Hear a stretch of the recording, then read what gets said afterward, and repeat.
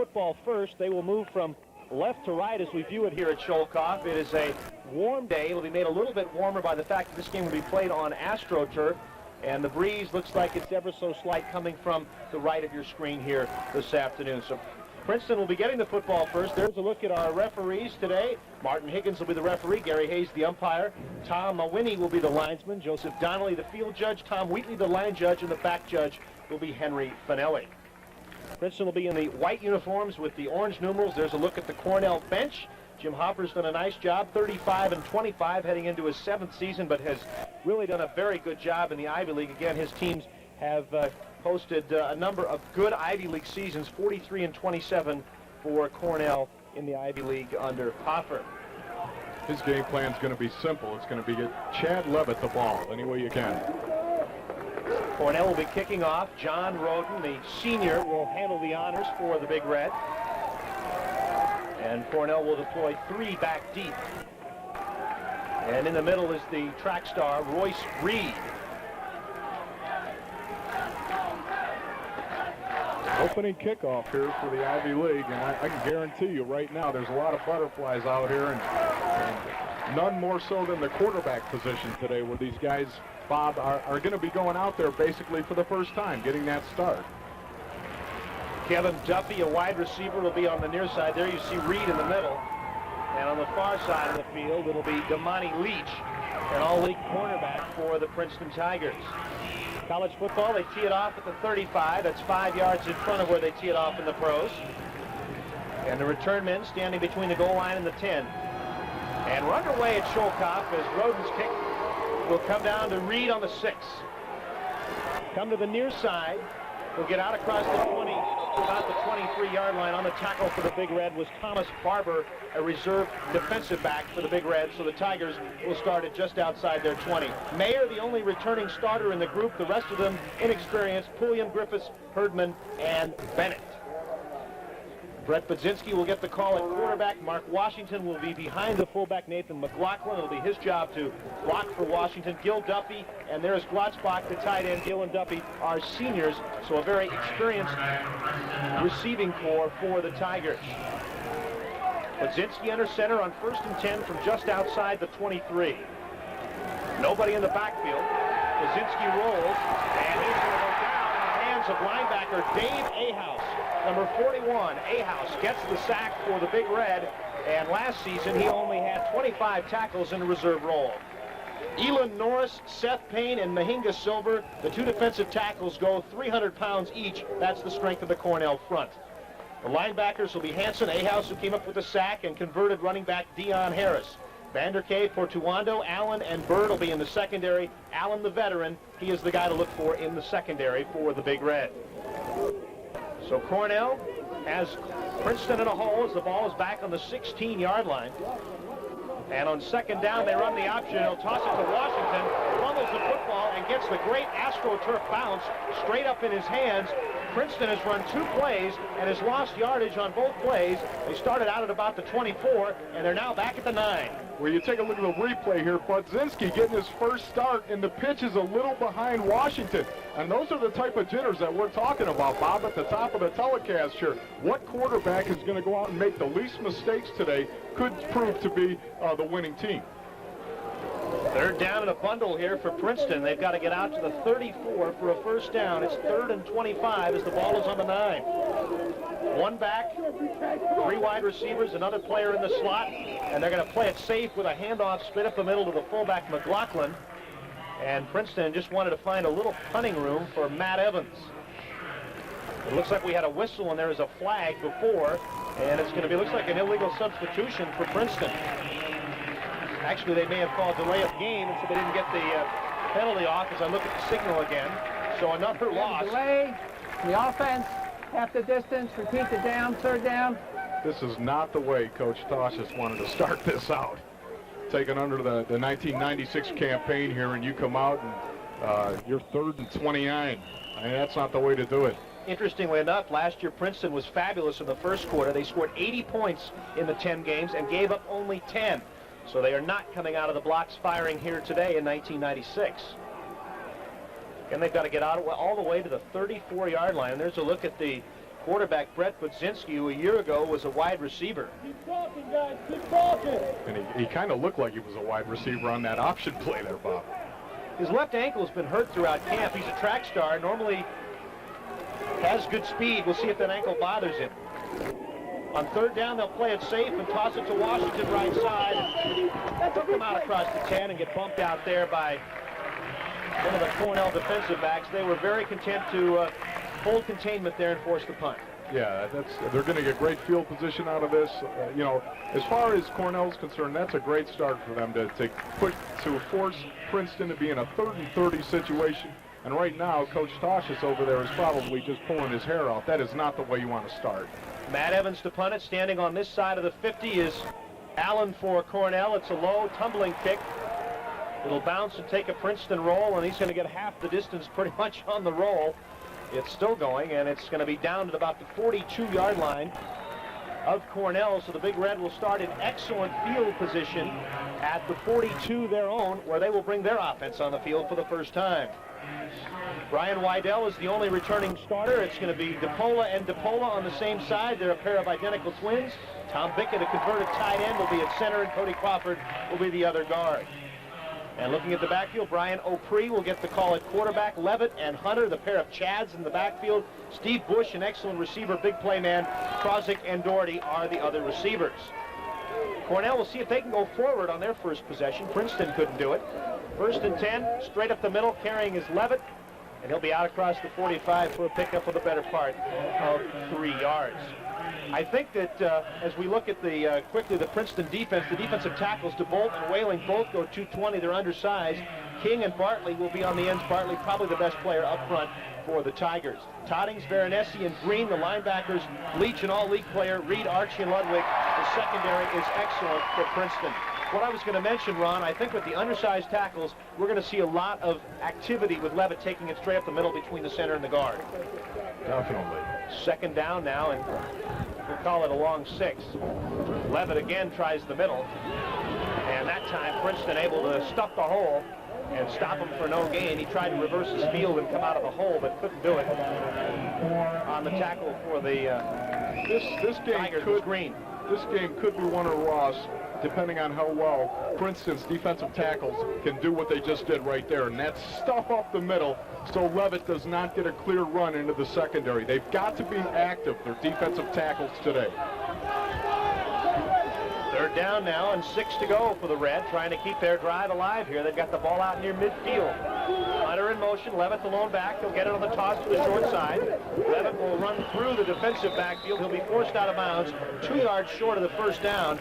Strong safety and defensive captain Jimmy Archie forced him out, the senior out of Dallas, Texas.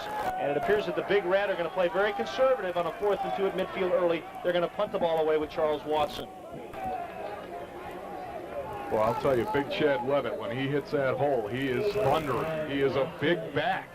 240-pounder down there. Watson was injured part of last year, missed several games, averaged 35 yards a kick a season ago. He'll be kicking to Tom Ludwig, who averaged better than 8 yards a return, his long being 20, so good kick return game for the Tigers. And a very low kick by Watson. Ludwig will pick it up on the 6, and that's a no-no. And he will be tackled immediately on contact. And we're going to go to break here with the score 0-0. Princeton in a hole inside their own 10 when we return to ECAC football. ECAC football, no score, and neither team has picked up a 1st down in a game that has not seen a pass yet. It's been run, run, run. Woody Hayes coaching against Bo Schembechler here this afternoon. It's possible we don't see a pass in the entire 1st quarter. No, I think that we will, but these two teams love to run the football. I mean, that's what they do best. They've got a couple of tailbacks, Mark Washington and Chad Levitt, that they're great players. You got to get them the football, and they like to run it on the ground. An error by the veteran return man, Tom Ludwig, to field the ball inside the 10, so Princeton will start their 2nd possession from Be Careful country at their own 5. They'll open in an offset I, and now they'll move back into the true I as McLaughlin in front of Washington. Flag down, and Washington will try the middle of the line. It'll be worth about 3. A lot of red jerseys there able to gang tackle him. We'll call linebacker Nate Fisher on the tackle with help from John Hansen. There's not much you can do down in your own end like that. You've got to give yourself a little breathing room to get your offense into a mode where it can operate and do it safely. Here's the flag is against Cornell because they were chatting with Mark Washington, the Princeton captain, so maybe somebody lined up in the neutral zone for the Big Red, and if that's the case, and it is. Red, down over, first down. They will take the penalty so they can get the first down over. I don't believe Washington made 4 on that play, but they want the down over, so it'll be 1st and 5 now for the Tigers at the 10-yard line. Budzinski still the quarterback. He probably thought last season his days at quarterback were over when they moved him to wide receiver. 1st and 5, offset I for the Tigers. Quick hitter to the fullback up the middle, and Seth Payne at 291 pounds is there to plug the hole. Nothing doing there for the Tigers. The Tigers are running an under defense here. Excuse me, the Tigers. The Big Red are running an under defense here, and they're stacking a linebacker right over the middle, and this is the result right here. They are just stacking it up. They're saying, we're not going to give you the dive. We're not going to let you have the dive on the option or the backside dive. Either way, they're taking it away and say, you're going to have to beat us another way. Cornell with a very big defensive line. You see them there on your screen. Payne goes at 291, Silver at 308. So they tip the scales, and they're going to be tough to run against inside. 2nd down and 5. Budzinski on the option will carry, try to go over the left side, and he'll be tackled by John Hanson, one of the linebackers. Short gain. It'll be another 3rd down for Princeton that they'll try to convert. 3rd down and 2 here coming up for the Tigers. And again, we have not seen a pass thrown in this game. Head coach Steve Tosches will probably on this down elect to keep the ball on the ground once again. Unless he gets a little tricky. Offset I again, double tight ends. Budzinski will roll and look to throw the first pass. It's complete to the tight end, Andy Fisher. He'll rumble outside the 25 and get bumped out of bounds at the 30 by Kevin Portuandu. And the play fake held Cornell in, and I think the element of surprise paid off to the backup tight end Fisher. Well, we talked about tricky. That's exactly what we got here. We got a little fake the option, come back out. It's a waggle pass. You can take a look at it right here. Andy Fisher knows how to lower the boom. That's what you got to do. Keep them off guard. Princeton will go back to their 2 wide receiver set now as House and Gill are both back into the game. House at the bottom of the screen. Budzinski will throw again, and he'll hit Gill at the top of the screen. He caught it on his knee. Of course, in college football, if you're with the ball and the knee is on the turf, you're down immediately. It'll be a pickup of 5 to the 35. Budzinski liked throwing the ball so much on 3rd down, he decides to open up with a pass here. Well, he comes out, and you can see right there, he threw it a little low, and the receiver had no option but to go down to a knee to catch it. And then, of course, in college football, you are down. It's a rule I think ought to be changed, too, Bob. Gill to the top, Duffy to the bottom. Cornell showing blitz. Budzinski to Washington, a little counter to the right side, and that's going to lose yardage. Great open field tackle by Dave Ahaus. It's the 2nd time today we've called his number. He had only 1 tackle for loss all of last year and has 2 thus far in this game. That is the old counter tray. It's the old counter tray play. And here Dave Ahaus comes up and makes a great play. But the guy who really made that play was Jeff Eland, the big defensive tackle. When that offside guard pulls and he's coming to kick out, you've got to squeeze the hole. And Jeff Eland did that. Princeton converted their 3rd down momentarily. They've got a 3rd and 6 here. Budzinski options right. Washington will be met by Seth Payne, and Washington will lose yardage again. Payne at 6'4", 291, the defensive captain. You see the C on his jersey, able to fight off the block and get there almost at the time Washington got the pitch. Well, this is, I don't know what this is, but Budzinski pulls out and actually fakes a dive, and there's no fullback there to actually give the ball to. and Cornell was not buying it either. The fullback busted the assignment, went the other direction, and Budzinski had to sit there and go, hey, where is he? On the punt again is Matt Evans, left-footed punter. Allen will take it on the 35 and get knocked off his feet immediately by Ted Duty, a reserve linebacker who's down there on special teams. We still have no score here at Ithaca on a bright and sunshiny fall afternoon between the Big Red and the Tigers. We're back with more ECAC football. Record holders up in the Rochester area. Looks like they can move some people out. Levitt will carry left side. Get about 4 as the drive started just outside the 35. It's Cornell's second possession of the day. Nothing fancy for Cornell. They have yet to throw a pass this afternoon, and Levitt has been the ball carrier, I believe, on every single play that we have seen the Big Red run this afternoon. That's really a play to watch all day right there. It's just an I formation. They run an ISO. It's a weak side ISO. They try to ISO up a linebacker on a fullback and split the defense and give the ball to Levitt and let him run either side, A or B, off of that fullback's block. As Ron mentioned last year, the Princeton Tigers able to hold Levitt under 100 yards. He carried the ball 25 times for 89 yards, but did have 2 touchdowns in that 24-22 win by the Tigers over the Cornell Big Red. Equipment violation on the white. So Princeton will be forced to take a timeout because of an equipment violation. My guess is that maybe somebody didn't have a mouthpiece in. That's usually one of the things you might want to guess, Ron.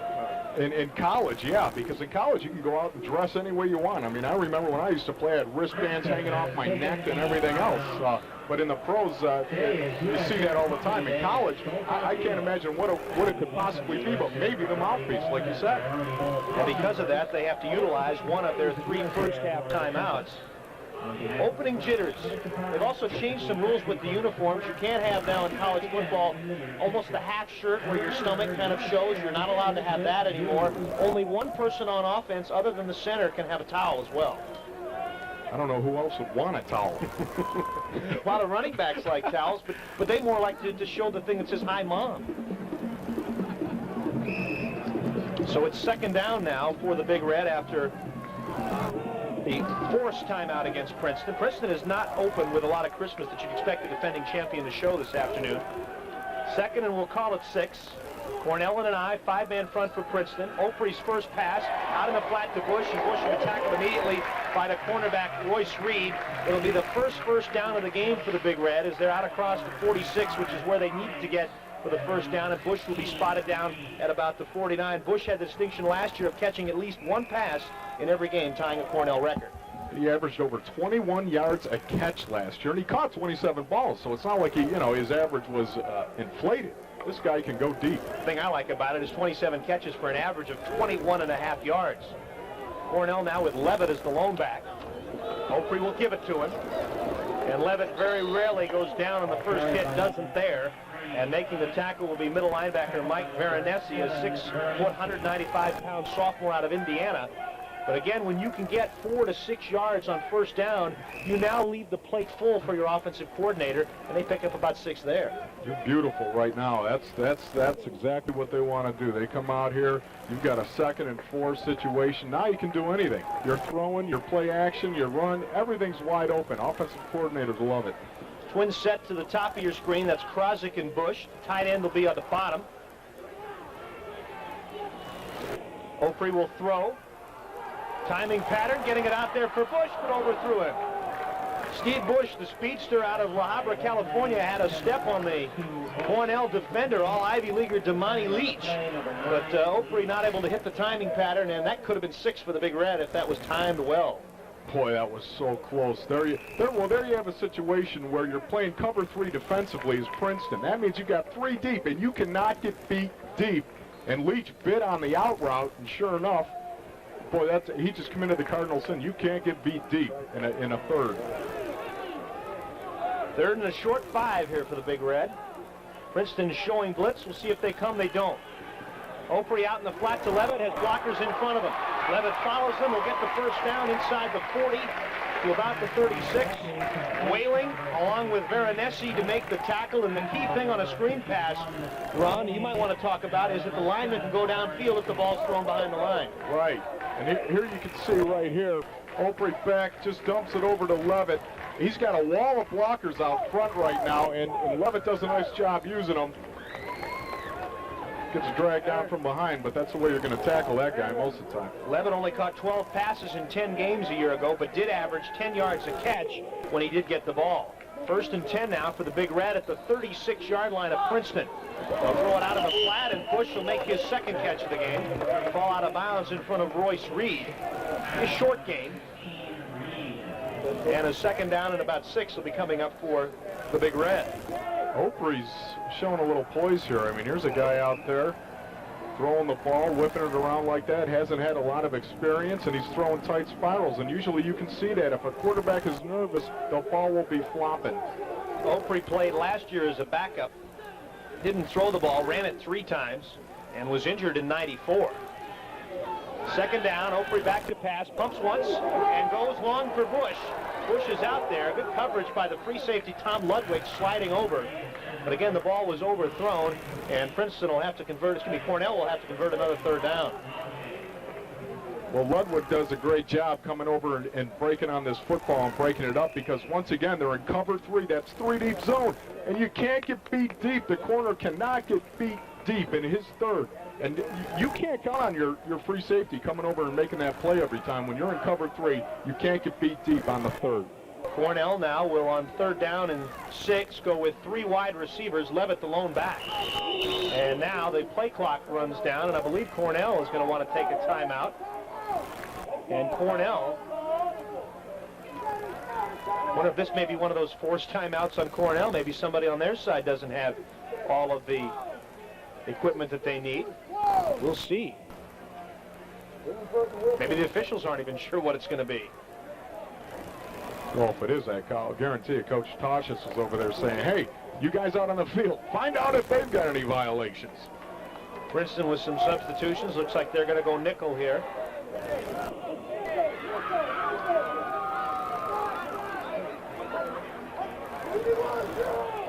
Well, the referee is over talking with Steve Toshis. It's 3rd down and 6, and now the referees are blowing their whistle. And I don't know if anybody on the field knows what's going on right now, Ron, because Toshis is out on the field talking with the referee. They ought to get him back in the huddle. Anytime you got those big offensive linemen, they stand over the ball like that, they start to lose their mind a little.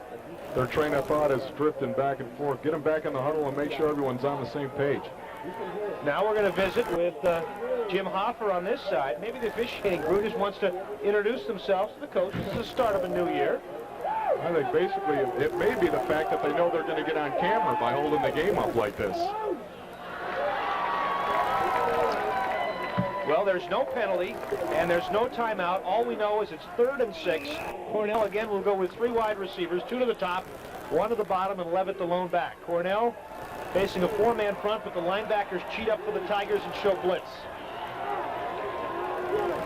Opre will go back to pass on 3rd and long. And Opre's going to go down in the hands of Mark Whaling, who had the distinction of playing on 2 championship teams a year ago. He gets the sack, the football team, and was also a member of the national championship lacrosse team at Princeton. Well, you get a breakdown in the protection here. Opre's back to pass. He's looking to hit Levitt once again on the screen.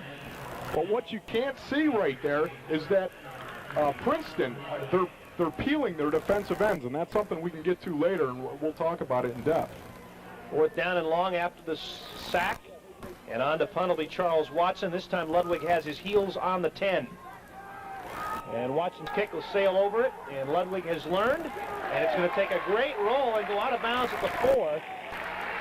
The rule of thumb is to let it go over your head. If it's over your head at the 10, and that time the turf was unkind, and we are still scoreless. 37-yard punt, no return, with Princeton and Cornell scoreless on the ECAC Game of the Week.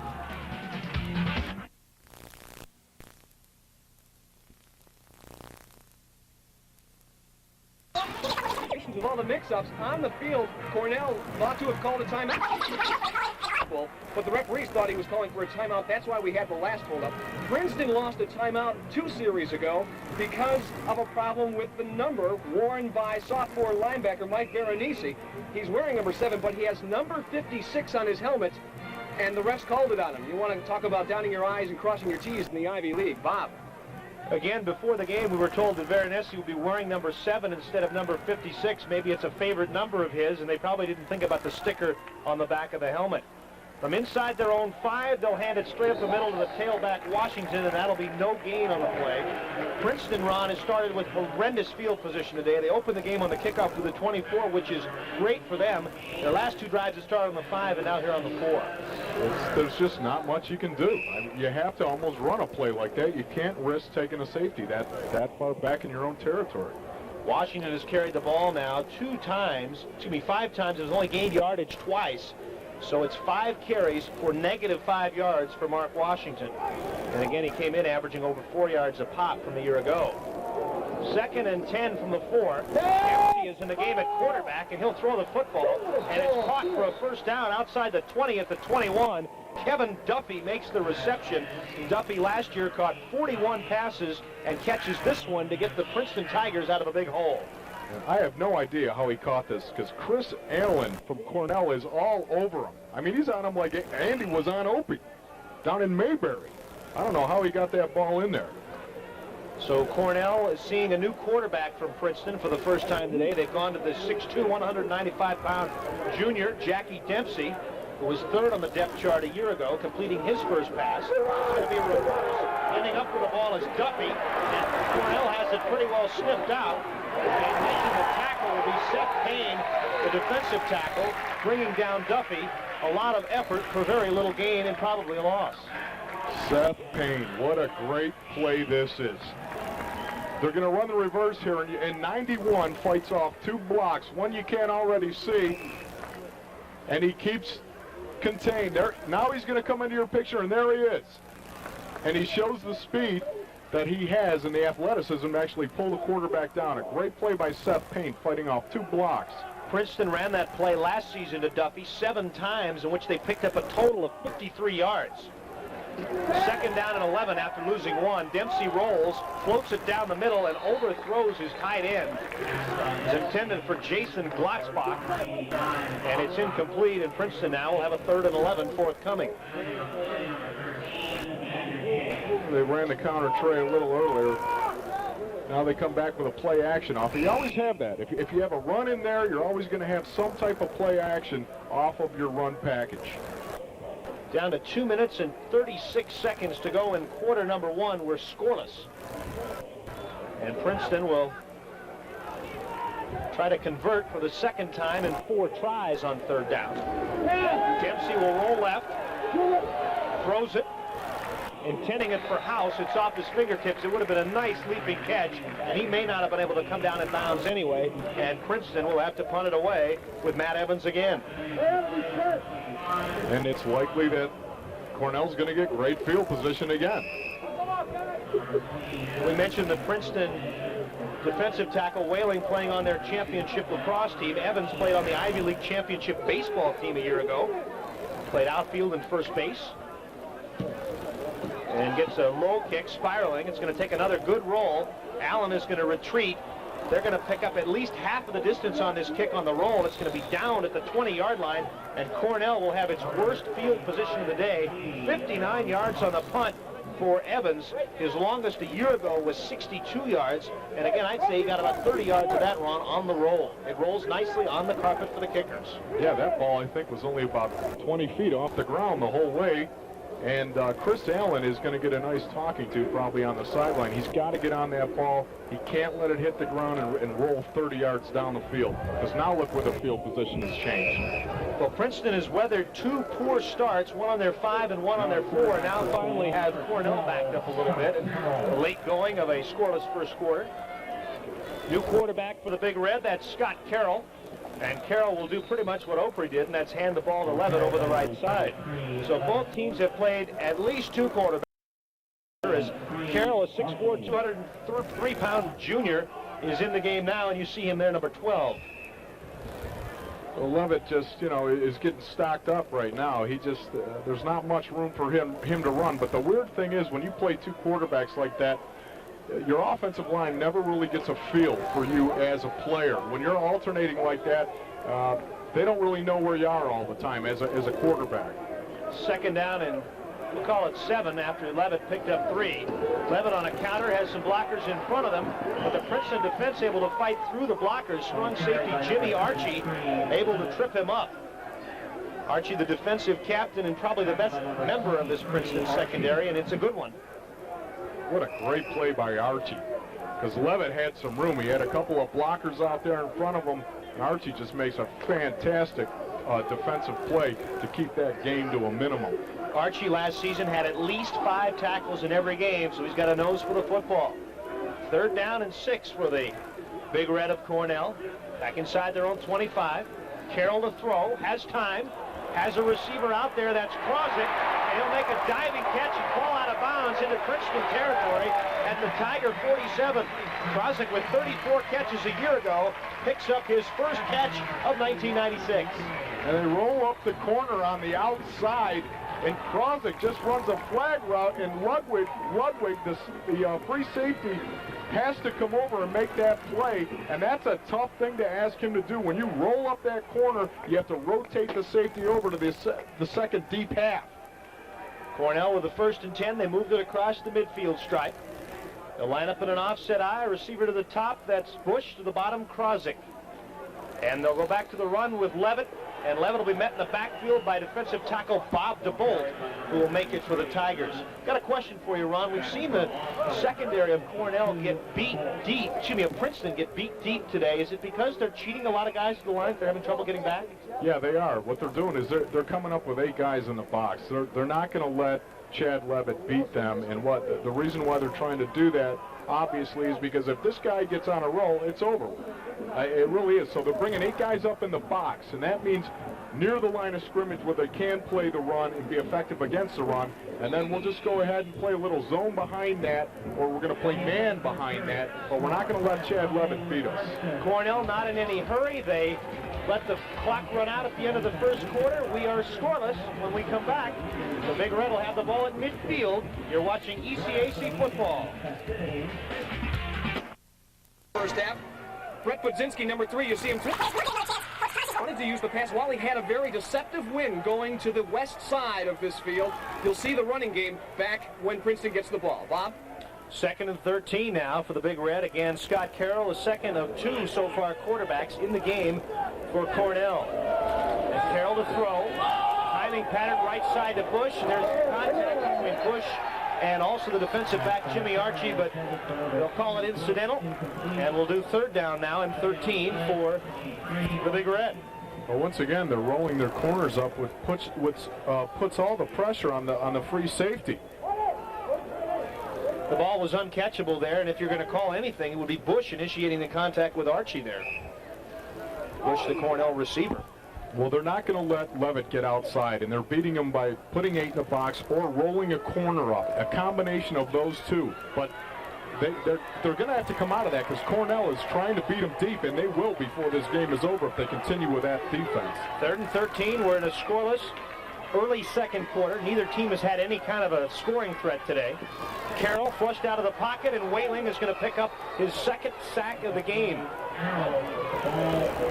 And Cornell will have to punt it away after getting sacked on 3rd down and 13. And the punters have had a pretty busy afternoon. Charles Watson out to kick it away again. Yeah, the defenses have really rised in this game. They're just stuffing up 2 of the best tailbacks in the Ivy League and not letting them have any breathing room. 10-man at the line for Princeton. Back in single safety is Tom Ludwig. Return men have not had much luck this afternoon.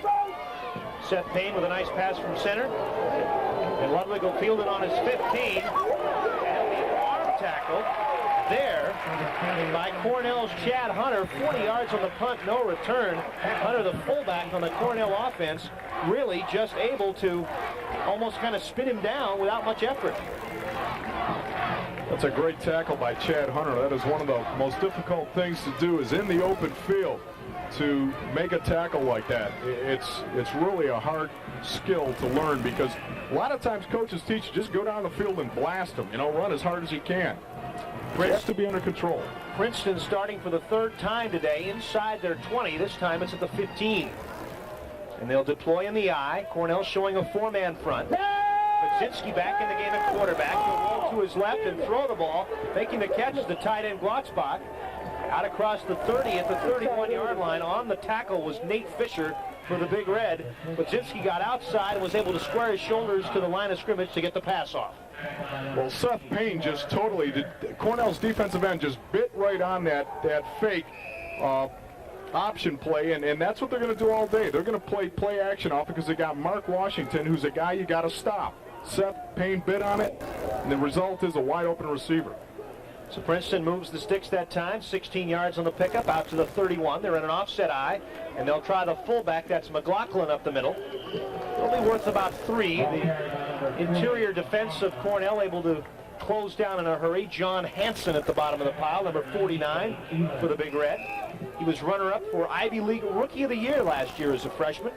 Number 2 on the team in tackles, coming back with 101 tackles from his freshman season a year ago. I'll guarantee you he's going to be number 1 after this year. Called his name a couple of times this afternoon. Second down for the Tigers. No score early second quarter. Budzinski on the option, right side. Will pitch to Washington. He can't turn the corner. Chris Allen is waiting right there. It'll be a gain of maybe 1 at the most. At that time, Washington did not get the pitch with any kind of head of steam. Cornell had it strung out very nicely. Option football is assignment football. You got to take the dive man. Somebody's got to take the quarterback. Seth Payne does right there, and then Allen's waiting for the pitch man. What you're doing when you run the option is you're counting on one of your backs to break a tackle. Because if he does that, then look out. Washington has struggled. 6 carries now for just 3 yards. Although Princeton's young offensive line with only 1 returning starter hasn't opened up any kind of gaping holes. Third down and 4. Budzinski will throw, and the catch will be made with a big hit. Mark Washington will hold on to the ball, good enough for a first down. Aaron Vanderkay loaded the boom on Washington, but again, he held on to the football. And Ron, show us how that happened. What a great grab by Washington out there. I mean, Vanderkay just came in and blasted him. To hold on to that football, the hardest thing to do, if you've got it in your hands, boom, Vanderkay just comes in, and to come down with that football is a fantastic catch by Washington. Vanderkay, a versatile defensive back, plays both corner and safety. That looked a little more like a safety that was hitting there than a corner. First and 10. Again up the middle to the fullback, McLaughlin. And that'll be worth a couple. On the tackle, Seth Payne for the Big Red. Well, both teams are big cover 3 football teams, and I mean that's a 3D cover defense. And when you run that type of scheme, you've got to attack the middle of the field. That's what the 3 deep is designed for, is to protect the middle of the field, and you've got to be able to successfully attack that if you want to be successful on offense. Duffy to the right, House to the left. As it's 2nd and 7, again, Budzinski back in at quarterback. 3-step drop, throwing for Duffy, and it's overthrowing him at the 50. Would have been a nice gainer. Duffy was open, but Budzinski had the pass sail high. And those are good calls for quarterbacks who don't have a lot of experience, because they're calls where you're just trying to get the guy into a rhythm, a little 3-step drop back, throw it down, throw the hook, 5-6 yards down the field, get him a little confidence. First incompletion of the afternoon for Budzinski. He's 4 out of 5 for 42 yards. And he'll have to come up with one here on 3rd down and long. He'll roll to his left, looking to throw. Fires downfield, making the catch for the Princeton Tigers is Duffy, making it in front of the safety, Chris Allen, and it'll be enough to move the sticks. They needed to get to the Princeton 48, got to the 40, so he picks up the yardage to move the chains at Princeton with another first down. It was a great throw, but look at Seth Payne just inflict a little pain right there on Budzinski. Interestingly enough, Seth Payne did not try to get his hands up. He wanted to punish Budzinski right there. Duffy with his 2nd catch of the afternoon. Princeton 1st and 10 from the Cornell 40. Budzinski to throw it long. He's intending it for Duffy, but overthrows him. Vanderkay on the coverage for the Big Red. Vanderkay really got away with a push there. And complaining about it is Kevin Duffy, the senior receiver from San Juan Capistrano, California. I mean, Duffy had Vanderkay beat deep, and Vanderkay pushed him. Full extension push. I can't believe that wasn't called. Nice start to the game for Budzinski. 5 out of 7 for 57 yards. That last pass play to Duffy for the first down went for 15. I would think it'd be easier to throw the football with a guy like Washington or Levitt in the backfield for you. It takes a little pressure off, and Budzinski comes to the line and doesn't like what he sees, and will spend Princeton's 2nd of 3 timeouts in the first half. Well, we are still scoreless here in quarter number 2. Princeton will talk about what they want to do at the 40 of Cornell when we return. who has pressured Cornell well. Bob? Thanks, Jim. 2nd and 10 for the Tigers on the Cornell 40. It's their deepest penetration of the day. Budzinski play fakes, then gives it back to Washington. Has some blockers in front. Inside the 35, has the first down at the 30. Gets inside the 20, and he'll be wrestled out of bounds at about the 17-yard line. It'll be a pickup of 23 on the play, and I think, Ron, that the Cornell defense just lost sight of Washington. Right here, watch Washington. Okay, guys, roll it. Washington's going to come out. They're in a nickel package, Cornell, and he's just going to slip to the outside. See, everyone thinks they're going to sack Budzinski, but no. It's a little screen pass to Washington, and he's got a line of blockers up in front of him now, and he runs hard and does a good job of getting the ball. Vanderkade makes a nice tackle on the play, actually. Cornell facing a stiff challenge as Princeton is in the red zone at the 17-yard line. They'll cross him up with a run to the fullback, and McLaughlin this time will break a couple of tackles and get inside the 10, close to first down yardage at the 8. Justin Bird on the tackle for the Big Red, but easily the longest run of the day for Nathan McLaughlin. Princeton moving the football now. That last play, they went ahead and they sent everyone downfield. They ran them all the way downfield and threw a screen pass underneath it. Now they come out on first down, just dive up the middle. They've got their offense moving now, Bob. You can give riding time there for Nate Fisher because he was on the back of McLaughlin for a good 2 or 3 seconds. 2nd and inches. Washington will bounce off the initial tackler, move over to the left side, and I think we'll have enough for the Princeton first down, so the Tigers should have a first and goal at about the 7-yard line. First real scoring threat of the afternoon, and it has really been set up by the pass. Budzinski throwing the pass to Washington to get him down inside the 20. Anytime you have two great tailbacks like you have with Cornell, with Chad Levitt and Mark Washington for Princeton, that's what you're going to get. You're going to see play action all day long because the defensive scheme is to stop those tailbacks. Princeton trying to stop Chad Levitt and Cornell trying to stop Washington, and that means the play action is going to be just a great play all day long. They didn't give Washington as good a spot as I thought they would. It was actually closer. They had the first down by the length of the football, so now it'll be a first down and goal, and we'll call it on the 7-yard line for Princeton's offense. Nice drive for the Tigers. They've hogged the ball. 11 plays, 77 yards, approaching 4 minutes of time of possession. They'll go with double tight ends now, more in a power formation as we get in the red zone.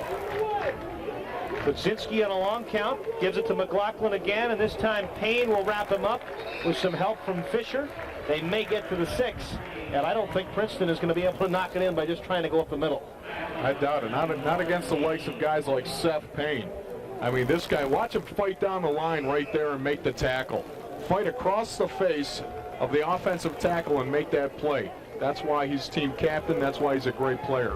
Princeton will bring their senior wide receiver Kevin Duffy back into the game, so they'll go with 2 wideouts on 2nd and goal from the 7. Duffy to the bottom, and to the top of the screen is Alex House. Budzinski will throw it on 2nd and goal, going for House in the corner of the end zone, and he's in the house for the touchdown. And Princeton will draw first blood here in 1996 on the 6-yard pass to Kevin House from Budzinski, and the Tigers lead it. 9 minutes to go now in quarter number 2. What an unbelievable move by the wide receiver on the outside right here. Budzinski just lays it up right there. Kevin Potundo, number 25 for Cornell, totally bit on Duffy's fake inside. He totally bit on it. Excuse me, Alex House's fake. He bit on it and he had help inside. He broke the cardinal rule. You never bite on an inside move when you have help inside. Sierk, who was 27 of 29 on point afters, is 1 out of 1 in 1996. So the Tigers, who've had bad field position all day, go a long way for this score. They take it 12 plays, 7-0 in favor of Princeton over Cornell. We'll be back with a kickoff on ECAC football. 7-0 Princeton. Ron, you've got the touchdown play. And right here you got Budzinski right here. Go ahead, guys, run it. He's just going to drop back and lay this up. It's nothing but a fade route here. But what you don't see is Kevin Portundo, the DB for Cornell, he broke a cardinal rule. He bit on the inside move, and Alex House just takes it outside. And it's an easy touchdown, but Portundo bit on the inside move when he had help inside. And coaches will tell him that come tomorrow. Listen, you never bite on the inside fake when you have help inside.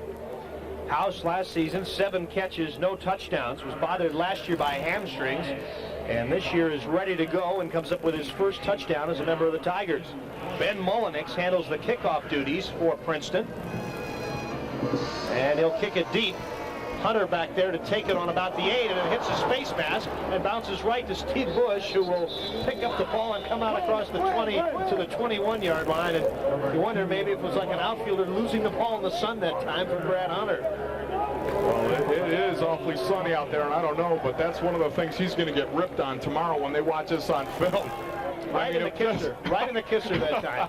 That's one of those things you're just going to dread watching film tomorrow, especially if you lose this game. Well, it worked out. He probably wouldn't have gotten out much more than the 21 if he had caught it and run with the ball. Nobody's going to get an awful lot of ribbing in the locker room. Spoken like someone who's had it happen to him. Maybe not that play, but I mean the ribbing. 1st and 10 for Cornell. Levitt, the lone back. They'll load up 3 wide receivers to the left side and now bring Hunter in motion. Carroll is the quarterback again.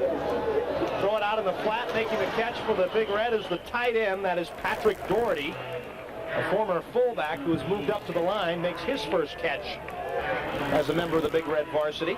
Oh, when you got a Chad Levitt, that's what you do. Fake him the ball, and everyone goes to him. Watch Doherty at the bottom of your screen. Does a great job letting the quarterback, Carroll, get outside, and then he's wide open. Both of these teams like to move their quarterback out of the pocket. It's not your drop back. I think we've seen him throw more on the run than from stationary positions. We're seeing play action all day long today. 2nd and 4 after they picked up 6. Cornell with the ball, trailing 7-0. Carroll to Levitt, and Levitt will not see the line of scrimmage. Great surge by the defense of Princeton. They're doing a great job right up front because what they're doing is they're stacking up where Levitt wants to run the ball. He doesn't have anything there, and then you get the backside pursuit, and that's what you have to do against this guy. It's not just to attack the hole and not allow him to get to the hole. You got to pursue from the backside. Princeton had the ball for 12 plays. They went 85 yards and had it for over 5 minutes. Cornell in danger of having to punt it away on 3rd down and 5 here. They need to sustain this drive to keep their defense off the field. And now Princeton is going to see Cornell look at 5 more yards because Scott Carroll had trouble getting the play off, and Cornell will take a delay of game penalty. That's just Coach Hopper right now, that is just driving him crazy. You got a 3rd and 5, and you're looking at, a very makeable 3rd and 5 situation. You could conceivably still run the ball. Yes. Now you're 3rd and 10, and now everyone else, knows what you're going to do. You're probably going to throw this thing, unless you got some type of draw play in your package. Well, Princeton thinks they're going to throw it. They've got the nickel package in with Brett Marshall in the game as the nickelback. 3rd and 10. They need to get out across the 31 to sustain the drive. Carroll on a straight drop. Throws it. Bush will make the catch. It'll be 1st down yardage, I believe.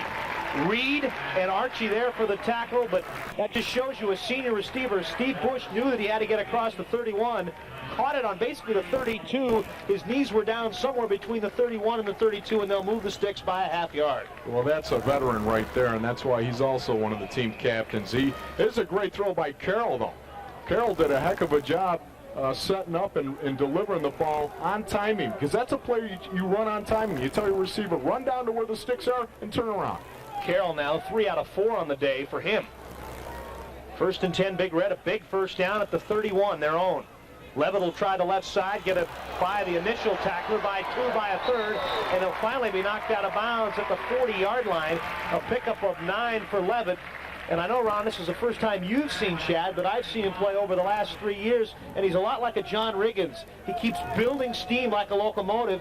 You think you've got him stopped, and the next thing you know, he's busting 4 tackles. He doesn't appear to be running fast, but right here, folks, I'm telling you, he's moving. And you get those DBs, those little DBs come up, and when you weigh 240 pounds, they kind of do the Deion Sanders tackle on you. He's number 2 all-time on the Cornell rushing list behind Ed Marinero. Could possibly catch Ed with a whale of a season this year, but of course Ed Marinero played in the years when you could only play 3 years. Freshmen were ineligible. Levitt will get the 1st down, diving out across the 42 to about the 43. You got to like Cornell's chances when they got a 2nd or 3rd and short, giving the ball to Mr. Levitt. Yeah. It's an easy call right there. Of course, it's also a great time to run a little play-action fake because you still got 3rd down, obviously. Just to give you an idea of some of the numbers, Ed Marinero rushed in 3 yards for 4,715 yards and a school record 50 touchdowns. Coming into today's action, Levitt had 3,222 yards and 31 touchdowns. Nice company to be in. 1st and 10 for Cornell at their own 44. Levitt the lone back, they'll play fake, and Carroll will throw it out on the right to Bush. And Bush will be collared by Damani Leach. But up close to first down yardage again. They may have to measure on this one. Leach gave him a cushion in front, and Carroll was able to take advantage of it. Well, Damani Leach is backing way off of Bush right now because he knows Bush has a 21.5 average every time he catches the ball. So he's backed way off of him, giving him a lot of room, and Bush is taking advantage of that right now, and so is Cornell and their coaching staff. They're going to bring the sticks across the field to measure. Damani Leach was first-team All-Ivy a year ago, had 8 interceptions. And today, Bush with 4 catches for 33 yards. He's another guy who received postseason honors, and that one's going to be good enough for the first down. Well, they respect Bush's speed, Princeton does, obviously, and the DBs have been told all week, listen, this guy goes deep, he goes deep, he goes deep, don't get beat deep. And so they're backing all the way off him now, and that's what you have to do. You have to give what the defense takes you. A little less than 6 minutes to go in the first half. Princeton in front 7-0 after taking an 85-yard drive. Podzinski completing the touchdown pass to House. Cornell with a couple of first downs is into Princeton territory. 1st and 10 at the Tiger 44. 2 tight ends now, 2 receivers. They're going to send one in motion. And it's just a lot of misdirection. Levitt will rumble into the secondary, breaks a couple of tackles. He's off to the left side and off to the races. And finally, Damani Leach will make the tackle inside the 20 at about the 18-yard line. Gain of close to 30 yards for Chad Levitt. Coach Hoffer's loving this right now to see the big guys starting to roll. He picks his hole. Looks like he's going to be tackled at the line of scrimmage, but he spins out of the tackle. And now watch the speed turn on as he breaks to the outside, high-stepping. And Damani Leach is going to finally run him down right here. This hurts so bad you can't even imagine when you have to take your head and put it into a guy's thigh. Princeton is going to use their 3rd of 3 timeouts in the half on defense. They want to readjust themselves with the Big Red with their deepest penetration of the afternoon with the 1st and 10 at the Princeton 17. This is exactly what Cornell needed to do, was come back out, give up a touchdown, now you're down, come back out and move the ball yourself. Amazing what one run can do in your statistics. Before that run, Levitt was 11 carries for 29 yards. Now he's 12 carries for 58 yards. And Ron, why don't you take a look at that big run? They should have had Levitt, but that's what the big backs do. They make the big yards. We got Levitt right here. Okay, go ahead, guys. Watch him. Right here, he's going to get the ball. Look like he's got no place to go. Then he spins out of the tackle right there of Tim Green, and now he's out. Look at it. Every great back who loves to run the football knows that he's got to get to the outside. He's a north and south runner, but watch how he sucks everyone in, and then he busts to the outside. He knows how to tote the football, I'll tell you that much. There's a guy that's had that ball in his hand an awful lot. And that is the type of thing. When you rely on a running back like Cornell relies on Levitt, Coach Hoffer right now is the happiest guy in the world because you need to get that guy active. You need to get him into the game plan and watch him start to pile up those yards. Levitt is out of the game now. Brad Kiesendahl, number 27, is in at the tailback spot. Carroll again under center as Cornell with a 1st and 10 at the 17. They'll throw the football to Bush. He makes a great fingertip catch at the 12 and slips along the sidelines. He'll be knocked out of bounds. The 4, good enough for another first down, a pickup of a dozen to Bush. And I believe that's his 5th catch of the afternoon. Come on, Chad, bring it home. He got the run after the catch. That is so important now. You throw the ball short, and now you got to run. You know, if Cornell does indeed score on this drive and they've got a 1st and goal inside the 5, Princeton's going to look back at a couple of big plays and say, oh, we missed some tackles. You got Bush, who they're going to do that all day with him. He runs well after he catches the ball. The DBs are backing off, giving him a lot of cushion. They're going to take advantage of that for sure. Double tight ends. Levitt back in the game in the eye. He'll carry up the middle, and he will score the touchdown. That is the 32nd second career touchdown for Chad Levin. That time it was just power football, and Cornell is within a point at 7-6 with 5:19 to go. I cannot believe how smooth Chad Levin is with the football. He gets a great block. He cuts to the backside. Look at him run. He seems like he's effortless. Got to give a little credit to the offensive line that side. The left side opened up a pretty good hole. He wasn't touched before he got into the secondary. On for the kick is Roden. Last year missed just one extra point in 30 tries. Steve Bush to hold. Seth Payne to snap. And the kick is good, and we're even at 7 with 5:19 to go in the first half. 7-7, Princeton and Cornell. We expected it to be close. We expected it to be low scoring, and that's exactly what we've got. Wydell cuts it off, and we're going to get down blocks and then give the ball to Levitt, who's just going to take it in. Go ahead, guys. Levitt just, anytime you cut the defense like that and a gap opens, that looked like almost to me, Bob, that it had to be a scheme by Princeton that was some type of blown assignment, because anytime you get a gap that's cut like that big, a hole that deep down near the end zone, it just, somebody blew an assignment. Princeton has a little trouble. Duffy bobbles the ball, and they say, I think his knee was down, or maybe that he caught chalk on the far sideline, so the Tigers will start in a hole back at their own 13-yard line. Duffy was going to be able to move it out for a pretty good return. Take a look at it here as Duffy has the football, and again, it's still in bounds. And maybe when Duffy picks it up, he may be standing out of bounds. And I think that's what they're calling. Close. Real close. Nice drive for the Big Red. 9 plays, 79 yards. And when you look back at the drive, very senior-oriented. Bush on the receiving ends and Levitt running the football. Tigers again have had bad field position throughout the first half. 4th or 5th time they started inside the 20. Budzinski play fakes, is chased by Payne, throws it downfield, and oh, it's dropped by the tight end Glotzbach. And Princeton is going to come out smelling like a rose, because Justin Bird may have been a little bit overzealous and popped Glotzbach after he was standing on the sidelines. So instead of an incompleted pass, it's going to be a personal foul, and Princeton is going to get 15 yards to their cause, and Jim Hoffer does not like the call.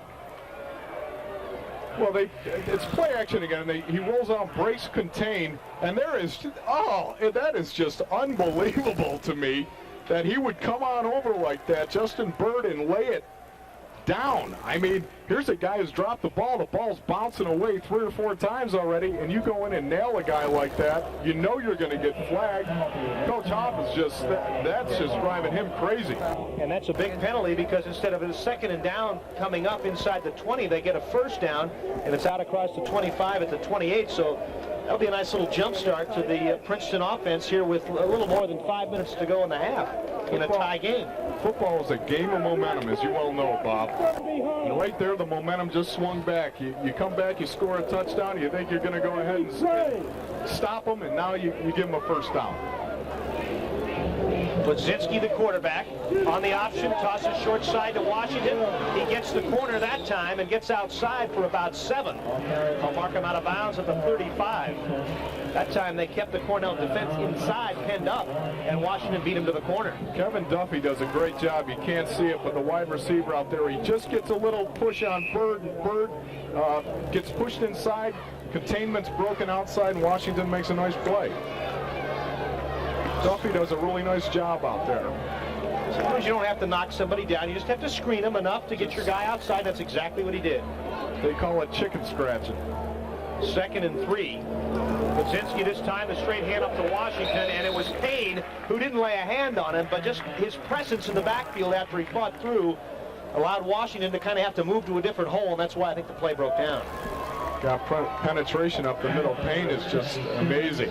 He comes in and makes this play work for Cornell. This guy is really active. I've been watching him now. He's down there, talking about Seth Payne here. He's down there, and he is really physical. He is manhandling the offensive lineman right now. You got to block him with 2 guys, or he's going to make the play. 3rd and 3. The Tigers trying to convert here.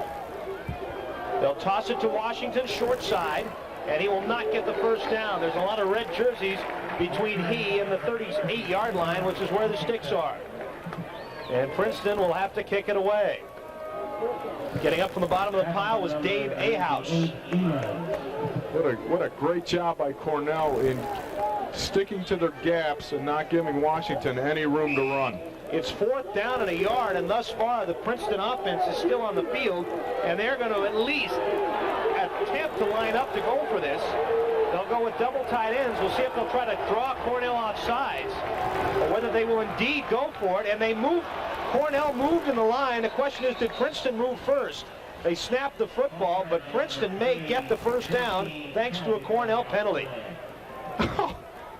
I don't believe this. I don't believe there was any way they were going to go for this. This is a play that is, let's wait, yeah, there it is. This is a play that is, what you're doing is you're telling your offensive lineman, as soon as they jump, you snap the ball. That's exactly. You wait till they jump, and then you snap it. I don't think they intended to snap it if nobody moved. There was no way they were going to go for that. They were not going to run a play down there. What they did, and the odd thing about it, Jeff Elam jumped not once, but twice. And, you know, you sit there and you tell those guys up front, they're not going to run a play. Just hold your water. And if they do, all right, they pick it up maybe. Well, when this drive is over, if Princeton scores before the half, they can thank Cornell because they picked up 2 first downs on a penalty. Budzinski play fakes, goes long, has Gill out there. He's got it at the 23, and Chris Allen will wrestle him down at the 11. The play fake and then go deep down the middle to the senior wide receiver, Ben Gill, out of Wheelersburg, Ohio, making the catch, his second catch of the game. I do not even know how this happens. I mean, the play action wasn't even that good. And we got a 3-deep situation with a free safety in a corner, and they're standing there watching Gill run right by him. 46 yards on the pass play. Princeton knocking on the door at the Cornell 12. 2 receivers to the left. They'll operate out of the eye. Quick hitter to the fullback, and making initial contact was defensive end Jeff Elam. Limited gain that time for the Tiger offense. Clock beginning to be a little bit of a factor. Princeton without timeouts. They've used them all. Down to 3:12 and counting to go in the half. Plenty of time, though, from the 10. Nathan McLaughlin, I'll tell you what, they bring this kid in, they give him the football, and he just buckled Jeff Elam's knee there. He just laid the lumber on him. They can get a first down at the 2. It's 2nd and 8 from the 10. Double tight ends again, Baxton and I. Budzinski optioning right. He'll keep it this time. They get inside the 5, maybe down as close as the 3. Budzinski on the keeper. Right here, they're going to come out with the option. And it looks like Cornell's defense might be getting a little tired. Vanderkay goes out, though, and takes the pitch man, and Budzinski turns it right up. Anytime you defense the option, it's assignment football. Somebody's got the dive man, somebody has the quarterback, somebody has the pitch man. And right now, it doesn't look like Cornell's getting that done. Double tight ends, power I. They'll hand to the second back through. That's Washington over the left side. He's got the first down, not quite the touchdown. He needed to get inside the 2 for the first down. The ball is inside the 1 and looks like it's sitting very close to the goal line. In fact, on that ground level camera shot, that nose of the football might set it off if it was an infrared line there. Look at it. So the ref obviously said he got it as close as he possibly could without getting it in. Princeton a little bit discombobulated as far as who they want in the game. They'll run Washington off. Now they're going to run another back off, as they may have had 12 guys on the field. In fact, now they may have 10. They'll hand off to McLaughlin, and he'll score the touchdown from 1 yard out. And I think they may have indeed had 10 on the field, but that's legal as long as 7 of them are on the offense. I don't know. There was all sorts of confusion on that play. People were waving other people off. Somebody was running on. It was hands in the air. I don't know what was going on there, but all we're going to do is get a touchdown out of it. We're just going to run up the middle, blow everyone off the ball. McLaughlin just smashes his way into the end zone. Seark on for the extra point to try to build Princeton's lead to 14-7 in this seesaw affair, and the kick is up and it is good. So Princeton is on the board for the second time. This coming with 1:41 to go in the half. A couple of big Cornell penalties helped keep the drive alive. 2 first downs via the penalty, and then the long bomb strike to Ben Gill, the wide receiver down the middle, and Princeton strikes quickly after Cornell tied it up 14-7 now in favor of the Tigers. And we'll see what what Cornell has in the way of a 2-minute offense. They've got all 3 of their timeouts left, and they'll have a minute 41. We'll see which quarterback they're going to want to put out there. We've seen both Opre and Carroll. Anytime you score late like that in a half, it really is a big boost to your football team going into halftime or obviously at the end of a game. But you got a minute and 41 up here now. If they can get a nice return, give themselves a little field position, who knows what can happen. They can move it down.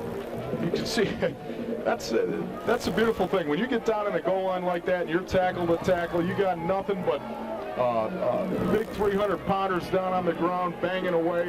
You give it to a guy like McLaughlin. A lot of beef down there when you run on the goal line, boy. We've had 3 touchdowns in this game on back-to-back possessions. The drives have gone 85 for Princeton, 79 for Cornell, and now 86 for Princeton. So these teams late in the second half have geared it up to move the football a long way. That's what's happening. They're making adjustments. Their offensive coaches, both for Princeton and Cornell, they've made adjustments. Obviously, when we came out here, Cornell couldn't move the football. Princeton couldn't move the football. Now the offensive coaches up in the booth here obviously have seen something and said, hey, listen, this is the adjustment we have to make, and they're making it on the sideline right now. Over 3.5 minutes on that scoring drive for Princeton. And Cornell will only have a minute 41 to work. And I think the kickoff return will be a major factor on whether they can get it out, say, across the 20 to give their offense a chance. Mullenix with a high short kick. Bush will field it on the 16. Go to the left side, get a block to the 30. Luckily, will push him out of bounds at about the 34-yard line. Return of about 18 that time for Bush. Not ideal, but now you can start your offense in full gear. I mean, you got everything open to you. You're on the 34. That's decent field position. 35, somewhere in there. 3 timeouts left. They're going to go back to Brian Opre, who won the game for the Big Red this afternoon, has completed 3 out of 5 for a total of 23 yards. And look at the average starting position. Princeton again had twice inside the 10. Average starting on their own 12. Cornell, decent field position, starting on their own 30, a little better on this drive at the 34. So Princeton has been able to weather some poor field position in the first half. Levitt, the lone back, they'll go with 3 wide receivers. And they'll hand it to Levitt up the middle, and nothing doing there. Princeton will stop him. Clock running, under a minute and a half to go in the first half. You know, sometimes everyone's expecting pass, and you can hand the ball off and let Levitt bust it up in there. You know, sometimes it's not a bad play. Yeah, it's a running play, and you're in a 2-minute, but so what? He's a great back. Get him the ball. Cornell hustle the line, go without a huddle. Opre will throw it out in the flat, and that'll be worth 3 yards as Bush will catch it on his knees. Bush with his 6th catch of the day. Cornell does not seem like it's really in a hurry-up mode. I mean, these guys are out there taking it easy. 3rd down and 7. They need to get to the 44. Big rush for Princeton. Opre throws it over the middle. Hunter, the fullback, makes the catch at the first down marker. Carries with him the nickelback, Brett Marshall, for 3 more yards. And the clock will stop temporarily on the first down. That time he found Hunter underneath. Cornell will continue to go without a huddle. They have all 3 timeouts remaining. The clock will start in just a moment. 45, 44. There you see it running. 1st and 10. Opre with time. Opre throwing it as he is heading, gets it to Bush, who makes the catch, gets out of bounds, and has the first down to boot. A gain of 10+. Opre just kind of flipped it up for grabs to avoid getting sacked. Somehow Bush was in the lane, and it's a first down, and the clock stopped. There was no way Opre was throwing this ball to Bush. I think he was throwing it deeper downfield, and he got on contact. The ball fluttered out almost out of his hand. I don't know if he how can you throw that ball to Bush when there was a guy in the flat in front of him? Bush now with 7 catches in the half for 58 yards. He had only 27 last year, so he's easily coming up to his best game of the season.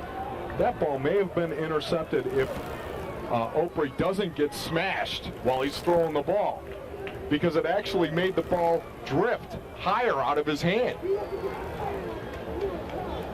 Bush had a 100-yard receiving day last year against Brown. That was for 109 yards for his top total yardage day, but he did it on 3 catches. One of them was an 88-yard score. So the time now, 34 seconds. Cornell with all 3 timeouts remaining. And they have a 1st and 10 from the Princeton 43. Big rush for the Tigers. They send a linebacker, and that time the ball bounced to Bush at the 37, and quite frankly, it was only going to be a gain of about 5. Cornell may have been better off having that ball go incomplete to stop the clock. They'll regroup with a 2nd and 10.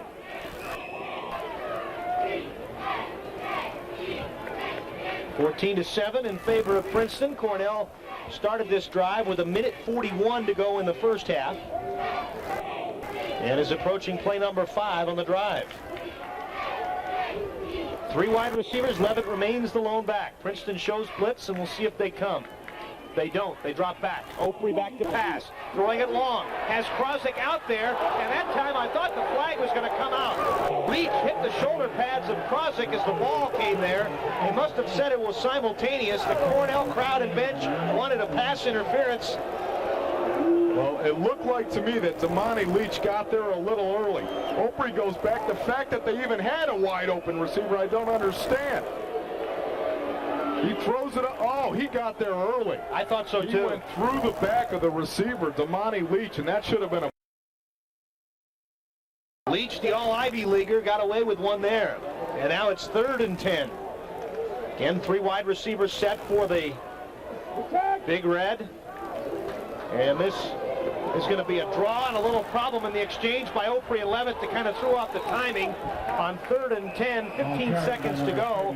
And now a timeout will be called on 4th down by Cornell with 13 seconds to go.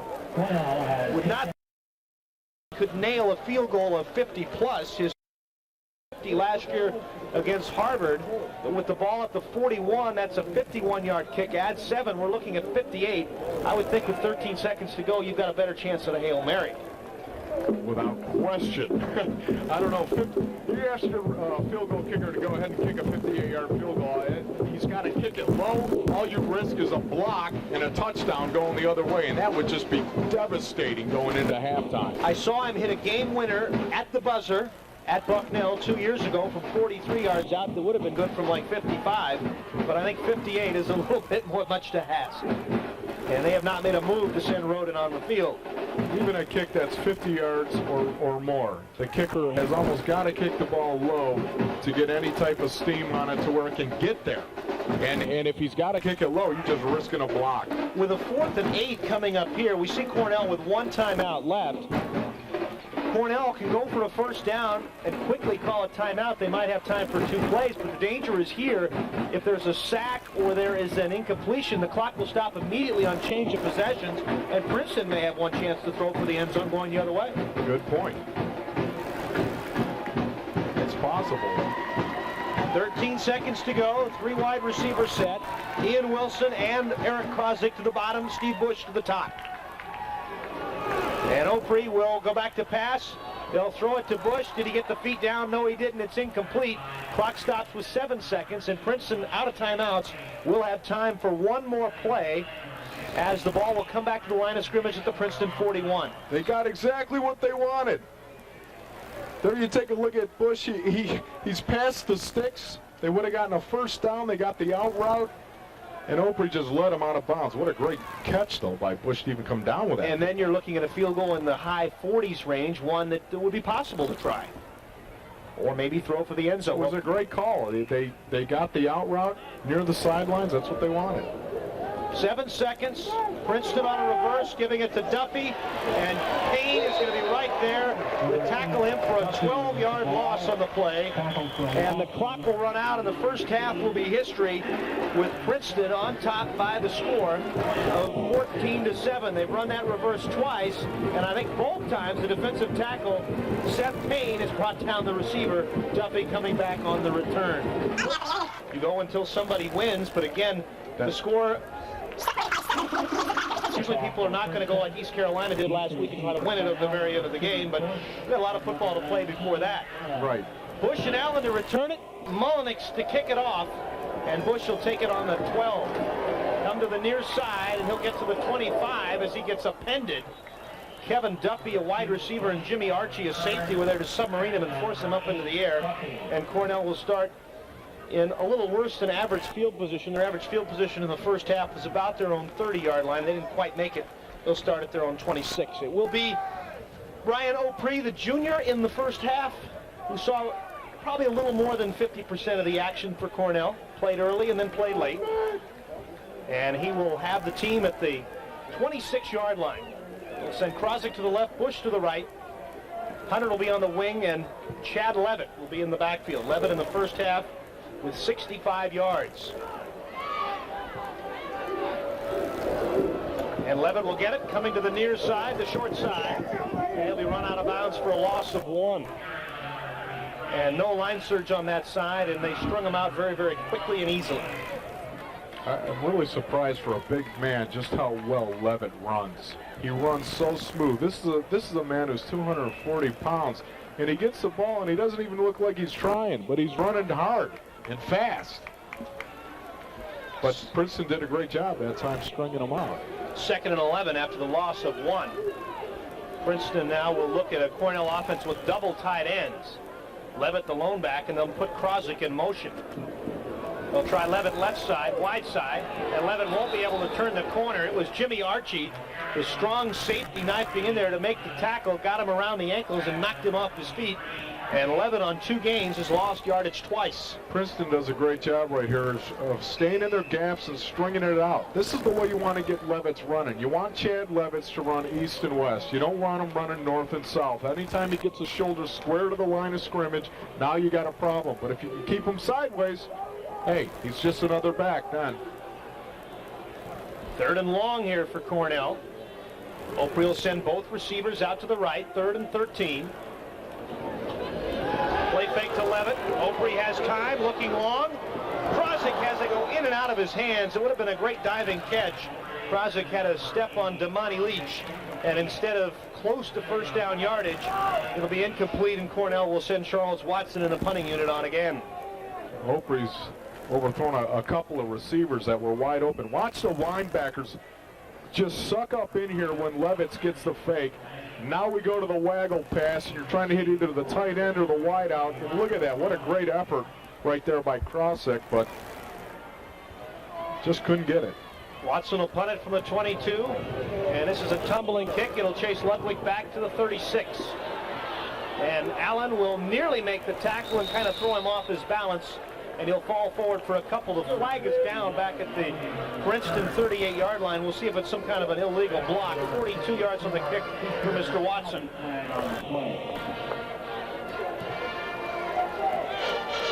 And Ron, you're a special teams demon, a Pro Bowler in the special teams, and when the flag is down, it's almost always against the return team. That's because the cover people know exactly where the ball is going. They're watching it. What you're trying to do is watch them, is trying to block them and watch them, and you don't really know where the ball carrier is going. So sometimes you got to do some things like hold a guy's face mask or trip him or grab his jersey or something like that, you know. Because you don't want in the box. Seems like you're speaking from experience. You were sly. You got to get away with it all. I used to pull people down, and see, all the refs were my friends though, so they'd call me every now and then. But we did, lunch on Wednesday, so. 1st and 10 for Princeton, back inside their own 30 at the 29.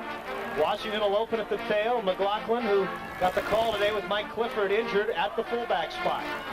And Washington tries the left side, and that'll be a gain of about 3.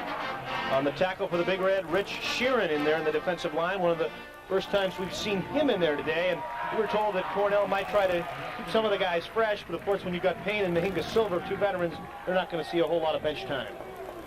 Not when you got a back like Mark Washington. And it's interesting, now we're seeing adjustments from adjustments. We opened the game, nobody could run the ball, now we can't run it again. 14-7 in favor of Princeton early in the 3rd. Dempsey is the quarterback. Dempsey will roll to the left side and try to run. And he'll get the better part of 5 or 6 yards. Aaron Vanderkale, the tackle of Jackie Dempsey, who was in there now at mentioned at the start of the first quarter that Princeton was very good coming out of the locker room last year. They scored 80 points, gave up 10 in the first quarter. Last year, 90 points in the third quarter while giving up 10. I asked Coach Toshis about it. He said great pep talks. Yeah, well, that's what coaches are going to say. But this is a great job by Cornell of stringing this play out and not allowing third and Dempsey one to get here. the ball off. Double tight ends. They'll try the fullback, and I don't think he made it. A little bit of a problem with the exchange between Dempsey and McLaughlin. I think throughout the timing, the officials won't even measure. They'll hold up the fist and say fourth down. What a great play. And getting off the bottom of the pile with Seth Payne. I don't know if that was him or not. I'm sure he had a hand in it somewhere. He just really penetration. Cornell is doing a great job of penetrating the line of scrimmage. Last time we had this situation of 4th and 1, Princeton went with the offense lined up and drew Cornell offsides with the lead by 7 instead of in a tie game early in the third. They're going to be more conventional and conservative and punt it away with Matt Evans. Definitely. Evans with a good day, 59 yards for his long. Nice pass from center, no rush. And it's a high spiraler. It will turn over, and Allen will go back on his 18 to get it. Allen breaks a couple of tackles to the near sideline, and he'll come out to the 29, and Cornell will get 15 more yards, a late hit going against the Tigers. So when we return, add 15 out across the 30, so Cornell will have it at about the 45-yard line, down by 7 early in the third. We'll be back with more ECAC football. Allen to return that punt. He was rolled by 2 Princeton players. They are icing the top back of his calf. No word yet as to whether it is more than just a cramp, but he is seriously writhing in pain right now, and the trainers are working on him. Bob?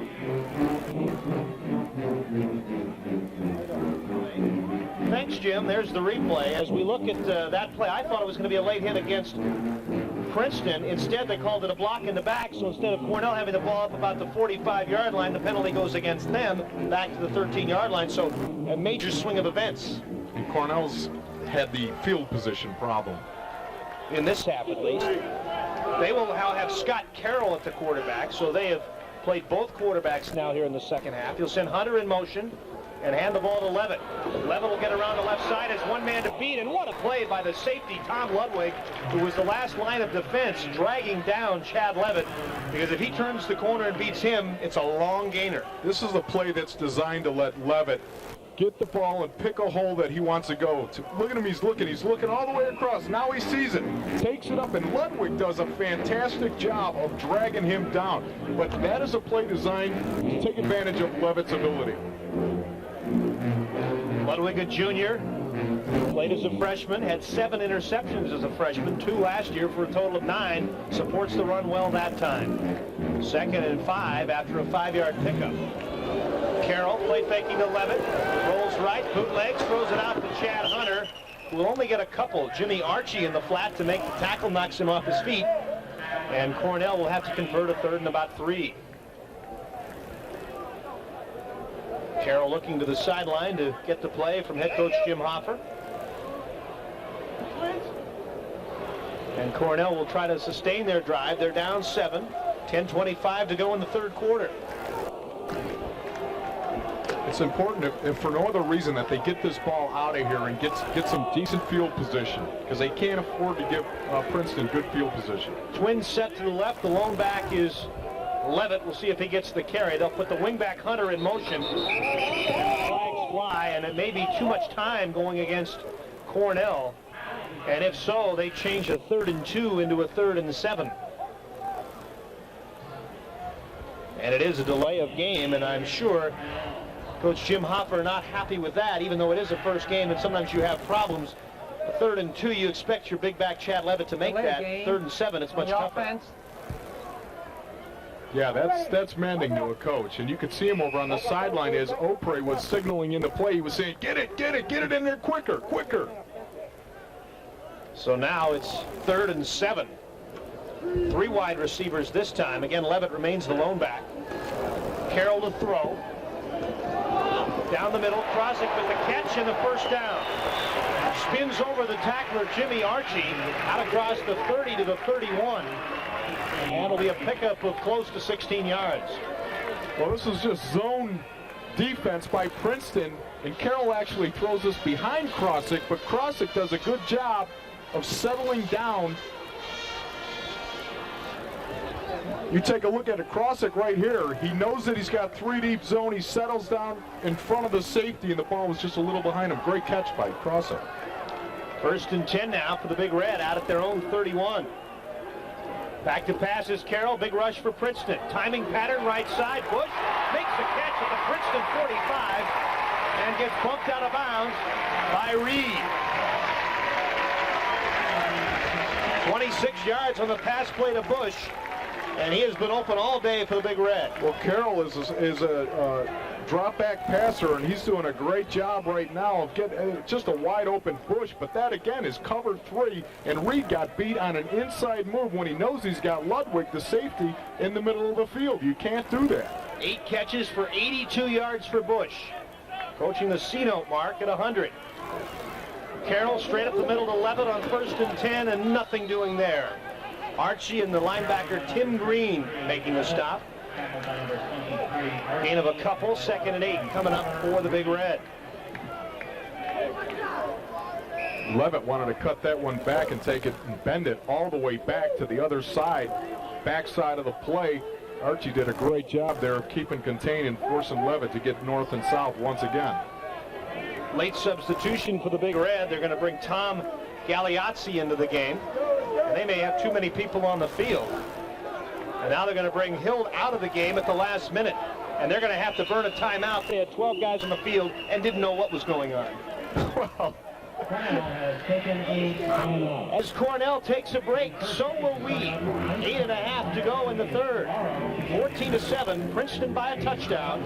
We'll be back with more ECAC football after this. To see more, if you saw the other side, you can count the numbers.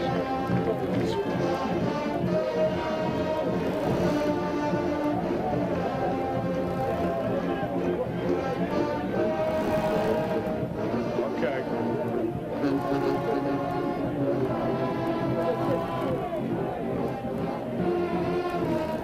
14-7, Princeton in favor of Cornell, and Ron is going to show the Cornell people how to count to 12.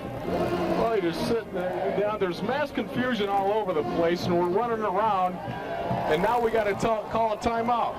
But right here, take a look at this. Cody Crawford's the offensive guard, and here's Carroll right here. Now, see, he's worried about 12 guys being on the line of scrimmage, but what I want you to watch is Cody Crawford's reaction. Here's the center. This is where he ought to be. Go ahead, guys. Watch Crawford. See, he's not used to those quarterback hands. He's whacking away. 2nd and 8 after the confusion has been calmed down. Cornell with it inside the Princeton 42. Bush in motion. Carroll on a straight drop. Out for Hunter out of the backfield, and a lot of traffic. Tried to thread the needle between the linebacker Veronesi and the safety man, and it's incomplete, and Cornell will have to try to convert a 3rd down and long. An underthrown ball right there. Chad Hunter actually had a step on the defenders. I don't know. It looked like it hit him right in the number 8. He might not have seen it. Sometimes, though, when it hits you in the number, it's the worst thing that can happen, especially when you got 2 face masks that plant into your chest with the ball. I can fully appreciate that. That thing really gets slick. 3rd down and 8. 3 receivers, Levitt the lone back. Carroll 8 out of 10 today. He and Opre have traded off. It's a lateral reverse to Bush. Bush will try to turn the corner, and Bob DeBolt, the defensive tackle, got out of the lanes and was able to trip him up. Great lateral pursuit by an interior lineman. I'll tell you what, that's a play I really like. But Levitt runs down the field and just completely annihilates Archie for Princeton. You can't really see it from that angle, but that's a play I like because Bush runs well with the ball. But boy, I'll tell you, Levitt.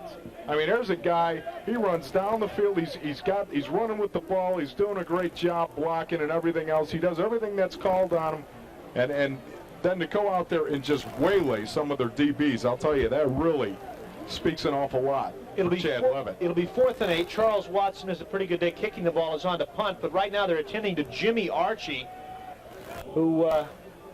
Well, right now they're over there rubbing his knee and everything else, but I'll guarantee you he wishes they were rubbing his head because Levitt just leveled him. I'm not kidding you. He's over there right now, and he actually believes right now, I think, that he knows what Einstein meant by relativity. Archie, a senior, was second-team Ivy League last year, one of the captains of this Princeton team, captain of the defensive squad, and they have him to his feet. No, I think he is really just shaken up. I mean, see, that's the kind of thing you do sometimes when you really get blasted and your pride's a little hurt. You get up and you act like, well, I pulled my hamstring, I rolled my ankle, ow, my elbow, it hurts, anything, but I actually got so hit in the chin, so square, that I forgot who I was for 20 seconds. Ludwig will return it for Princeton. He'll stand back at the 10.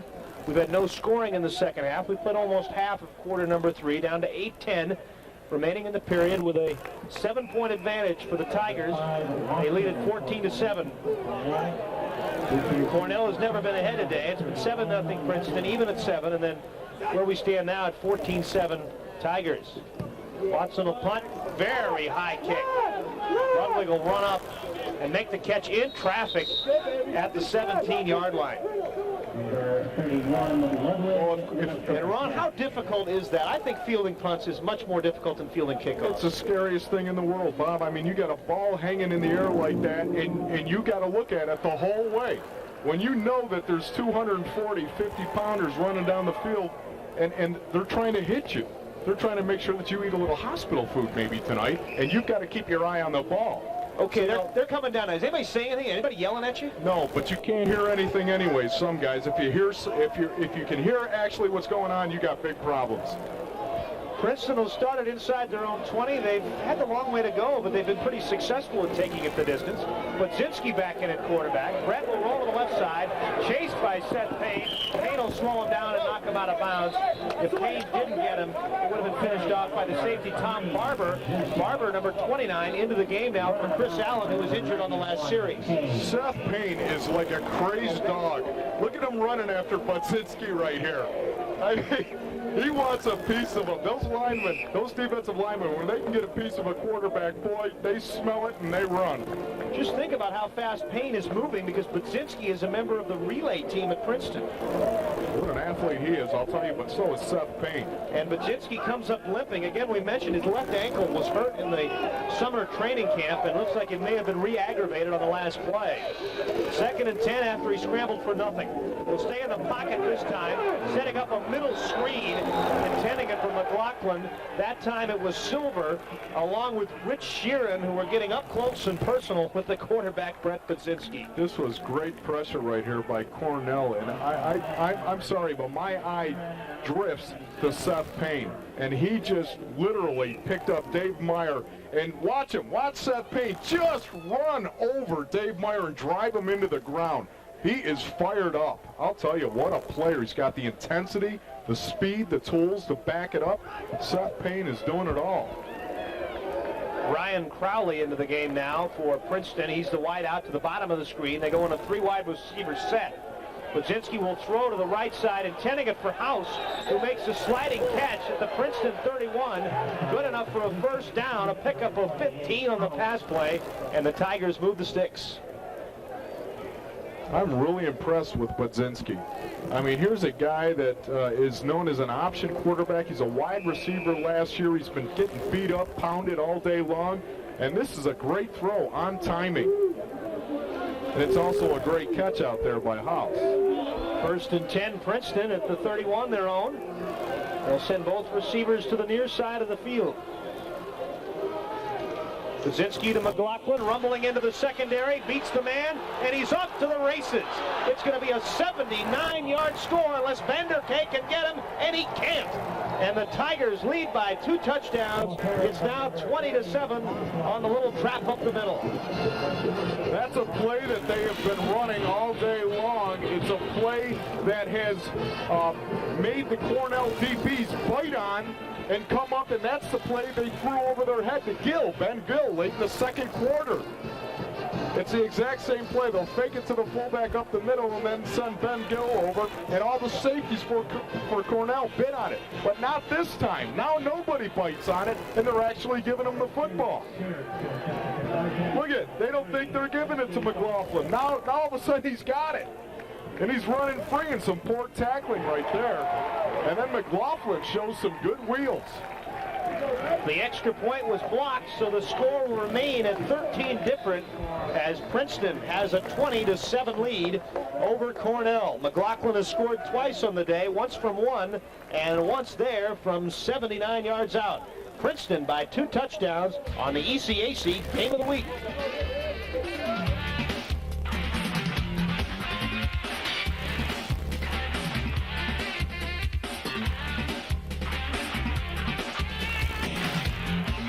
To 7, Princeton in front, and here's the latest touchdown. Right here is Nathan McLaughlin. Now this is a play, he's just going to dive it up here. They've been running it all day, and nobody back here has been respecting it.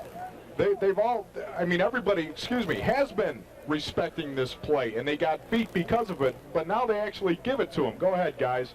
They give him the ball, and watch, look at Cornell. They're not really paying attention to McLaughlin. And now he shows some nice open field running right there, putting Thomas Barber down on his knees. And some really nice speed, but it's interesting to me because this is a play that Cornell's been respecting all day, and now the time they actually give it to him, they're not. 69 yards on the score from McLaughlin. Very quick drive, less than a minute, 48 seconds, 4-play drive. Shortest drive of the day for a score, Princeton by 13. Molnix will kick off, and Bush will take it on the 15. Follow some blockers, come out across the 30 to about the 33-yard line. Brett Marshall on the tackle for Princeton. So Cornell now, for the first time today, finds them behind by more than 1 score. Yeah, and the whole thing is, you know, Coach Hoffer's over there saying right now, listen, guys, we got 7 minutes to go in the 3rd quarter. We are not out of this football game by any means. Let's stick to our game plan. We'll pound the ball. We'll give the ball to Levitt, throw it when we need to, but we've got plenty of time. Nobody panic. And that missed extra point is vital right now. Scott Carroll still at quarterback. He'll take his 2nd consecutive series. Pump once out in the flat and then go deep, and nobody's out there but the referee. I guess you could say it was intended for Eric Krosick in the middle, but he didn't get out downfield that quickly. It was intended for the referee. He was throwing that ball away. 2nd and 10 coming up for the Big Red. Carroll is a 6'4" junior out of Ridley Park, Pennsylvania. And he's posted some nice numbers up there. And the quarterback that's not in the game, Opre, is in charge of signaling in the plays, I guess keeping both of them in the game mentally when they're not in the game. Exactly. Carroll will be doing that when Opre's in. 2nd and 10 for the Big Red. Levitt the lone back. Krosick in motion. Levitt bounces to the outside and got tripped up in the backfield. Knifing in there was linebacker Jim Salters to interrupt the play. Salters is sophomore out of Pullman, Washington. And Jim has a report for us. Jim, take it away. Yeah, we saw the big run for the touchdown. Actually, an official injured on that. Joe Donnelly, the field judge, turns, hurt his knee pop. He is out of the game and may be out for the rest. The crew will have to go 1 short. As for the quarterback for Princeton, Brett Pazinski, rolled his ankle. He's going to be fine. He'll be back in next series. Tough day for the officials. Boy, I hope he's all right. Knee pop, that's never good. 3rd and 10. And they're going to hand the ball straight up the middle to Levitt, and Princeton's defense will have containment. Levitt will get about 5, and Cornell will have to punt it away. Green on the stop for the Tigers. Well, I like Levitt, but I just don't know about that, Bob. I mean, just to get in the I formation, run the ISO at 3rd and 10, that is shocking to me right there. I mean, come on. Watson on to punt again. Ludwig back to return it. We've seen this drill a few times this afternoon. I mean, that's something you do when you have the lead and you're up later on in a game, trying to burn some time off the clock, not when you're down by 2. 4th and 3, and Watson's punt will chase Ludwig back to the 17. And Brad Hunter will be down there with Justin Bird. They will lose 4 on the return as Ludwig tried to bounce outside to the outside, as we see Archie, who went off the field a moment ago, still being attended to. 43 yards on the punt by Watson, negative on the return. Well, Ludwig does a good job trying to set up the wall. So you can see they're trying to set up a wall. But it's just fantastic right there, pursuit Big Chad Hunter running down there. Justin Bird, you know, I mean, great job. That's the whole thing. You got to get runners running sideways, not north and south. So Princeton will start it once again inside their own 20. They've had poor field position most of the afternoon. They'll try Washington up the middle. He'll get outside the 15 to about the 18. Report on Jimmy Archie, who was injured for the Princeton defense that we saw momentarily on the sidelines, is that he's been bothered by some cramps. So right they're now, trying to get him back in the game. Right now is the time that you really would like to see Mark Washington step up. Your coach, Tashius, you want to see him step up right now. You've got a 2-touchdown lead. 4 minutes left. You want to see the clock run. You're hoping Mark Washington right now answers the bell. Less than 4:50 to go now in the third quarter. 20-7 Princeton. Budzinski pumps on the short out, then goes long. Little pushing and shoving between Duffy and Vanderkay, and the ball out of bounds, incomplete. And it's just going to be return to the line of scrimmage and advance to third down.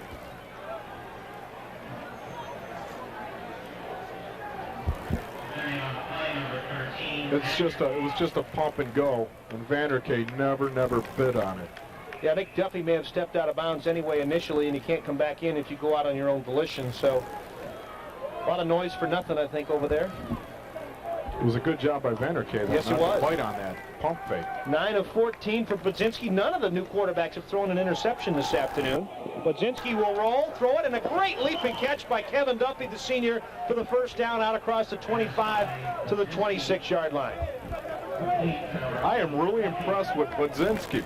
Look at him throwing on the run. Turn, square up the shoulders, and look at this ball. I mean, that's just a rope. And it's a lot harder to throw on the run to your left than your right if you're a right-handed quarterback. Without question. Budzinski really, I mean, here's a guy who's a wide receiver, like we said at the top of the telecast last year, a wideout. And look at the way he's throwing this ball. As a sophomore, though, he was a quarterback, and they moved him with 2 veteran quarterbacks last year, Harry McKelney and Brock Harvey. They moved him to wide receiver with the thought of getting the best people on the field the most times. Second back through, that's Washington. Seth Payne misses a rare tackle, but Justin Bird is there to finish him off. Gain of a couple for Washington. Payne probably should have had him for no gain. And my question is right there, though, is why'd they move him?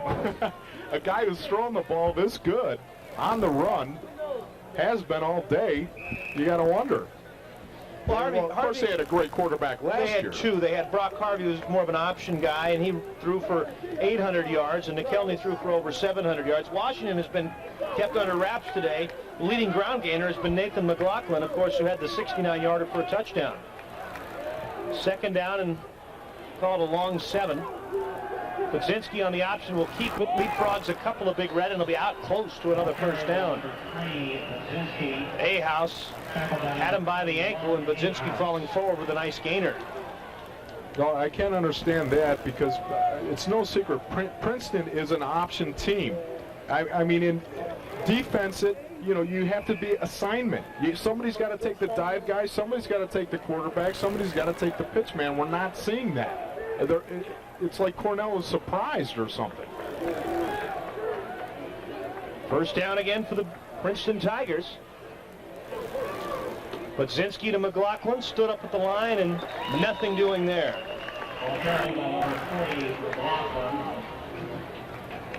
And this is what they need to do. They need to grind it out, pound it out, move the ball down the field. They can't rely on Budzinski, a guy who threw no passes before coming into this game. They can't rely on him rolling out and throwing perfect ropes over to the sideline all day. Less than 2:45 to go in the third. 20-7. Princeton in front. They have the football. Second down and 9. Budzinski play fakes, looks downfield, down the middle, intending it for Duffy. And Bird is there on the coverage to knock it away. So it'll bring up a 3rd and 9. I really like Budzinski. He lays this ball out really nice, but man, he got laid out back at the other side. I mean, the pressure that's been put on Budzinski all day long is really taking a toll, but this is a nice ball down there, and it's also a great play right there by Bird, going up at the highest point and knocking it down. Great timing. 3rd and 9. There'll be nobody behind Budzinski. This looks like a passing formation. Brett steps up, eludes a couple of tacklers, throws it downfield, and it's caught and fumbled. But Princeton is going to fall on it, and it's going to get a first down because the ball rolled across the first down marker. Oh. It was caught by House, and then I think it finally was recovered by Derek Thiessen, number 29. Catches the ball, gets it stripped right here. Look at Vanderkay. I'm going to score. I'm going to score. Oh, now we don't even have the ball. Vanderkay thought he was going to pick that ball up and go. And you have to fall on that ball when it's loose like that. Don't worry about picking it up and scoring. Fall on it. I thought it was Thiessen that recovered, but he was standing near the pile. Somebody with an obscured number recovered to save the day for Princeton. McLaughlin, again the fullback, who's their leading rusher on the day, will plow over the right side for a good gainer on first down. Less than 2 minutes to go in the quarter. McLaughlin up a little slow, and maybe because he lost his shoe.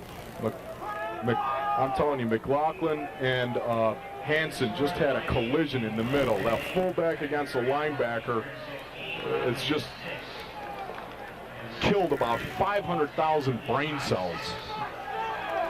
Crowley and House both go wide to the left, the bottom of your screen. They're in an eye.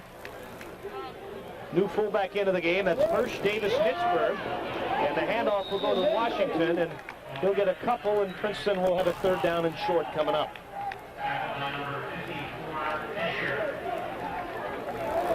And we'll see what Princeton wants to do here on third down. And when you've got a third and short, you really have all your options in front of you. You can roll out and throw the ball to Podzinski. He can run it, or you can hand off.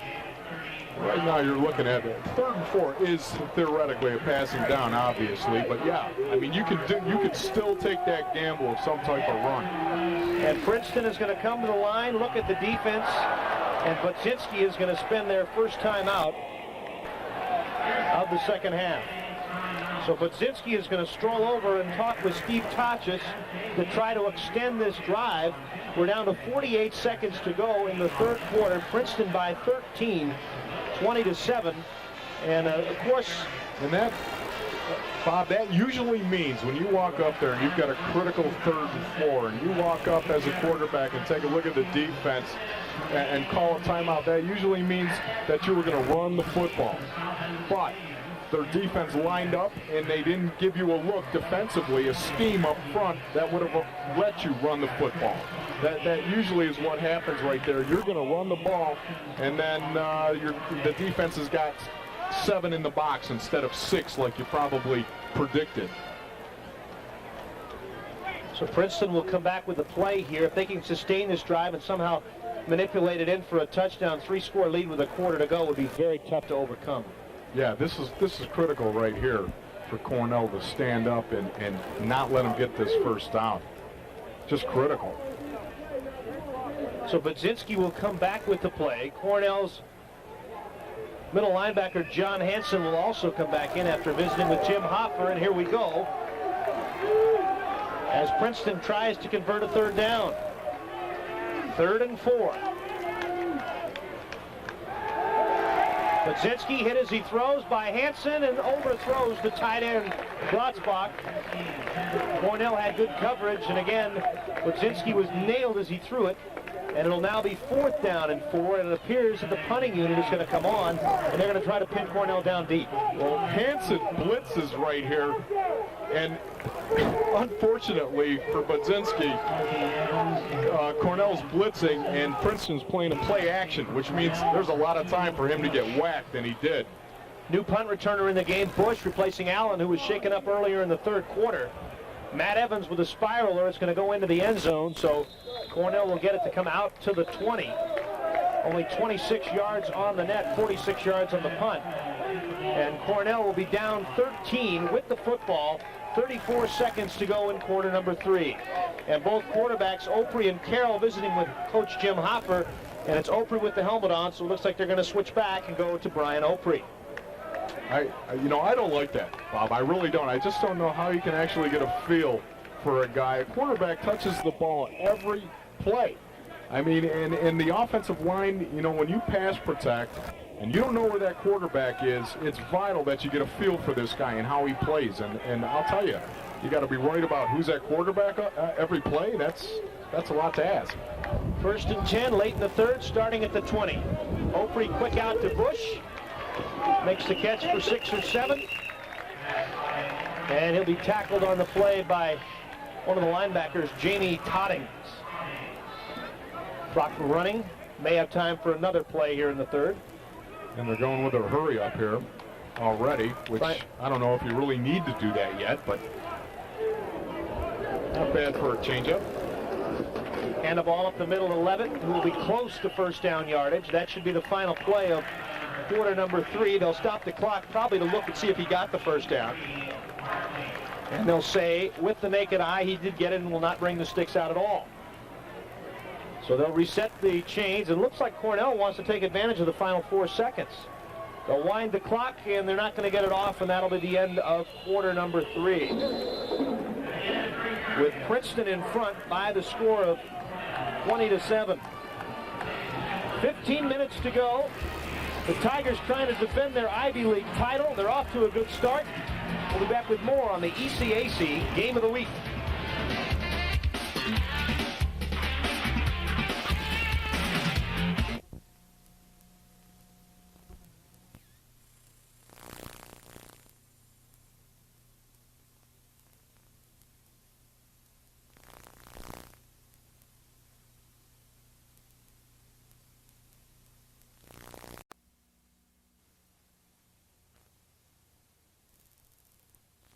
The score is Princeton 20 and Cornell 7. Let's take a look at what else is happening elsewhere. Northeastern leads Lafayette at the half, 16-6. Buffalo in a close, low-scoring game over Lehigh, 10-6 at the half. Harvard shutting out Columbia, 13-0. A lot of low-scoring games today. Looking at other scores, Holy Cross in a Patriot League game over Colgate by 10. Penn leads Dartmouth 7-0. A lot of people think Dartmouth may be the favorite in the Ivy League this year. Yale really getting it on Brown, 30-0. And Ohio State at the half leads Pitt 72-0. Virginia over Wake Forest 25-0. Penn State rolling it up over Temple. That is 10 touchdowns and a safety in one half. First and 10, Opre back to pass. And Opre will throw it, and a great catch by Ian Wilson out of the flat. And it'll be good enough for a first down. Ian Wilson with his first catch of the game.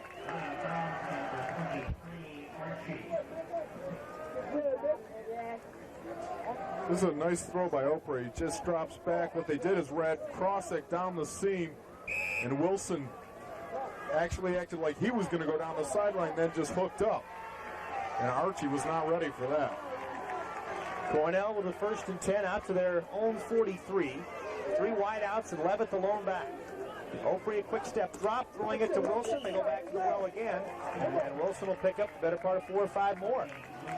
Early moments, quarter number 4, 20-7 in favor of Princeton. If you're just joining us, Princeton with the only scoring in the second half. And we've got an update on the sidelines with Jim Maroney. Now here we are in Western New York, Bob, and it's only about 72 degrees. They're changing over to Gatorade from water because of the heat. The wet towels are being torn up by the hundreds here to keep the players cold on the sidelines. Opre going long, has Crossick down the middle, and that should be pass interference, and a late flag is dropped. Damani Leach ran into Crossick, who had beaten him in the college game. It's only going to be 15 yards, but it'll be a first down. And Cornell will be into Princeton territory, but he nailed him. This ball just hangs in the air, and oddly enough, Damani Leach, who had 8 interceptions last year, doesn't go for the ball. He goes for the body, and he's there way too early. So Leach, the all-Ivy League player from a year ago, 1 point last year, had interceptions in 6 consecutive games. And that ball just hung in the air by Opre.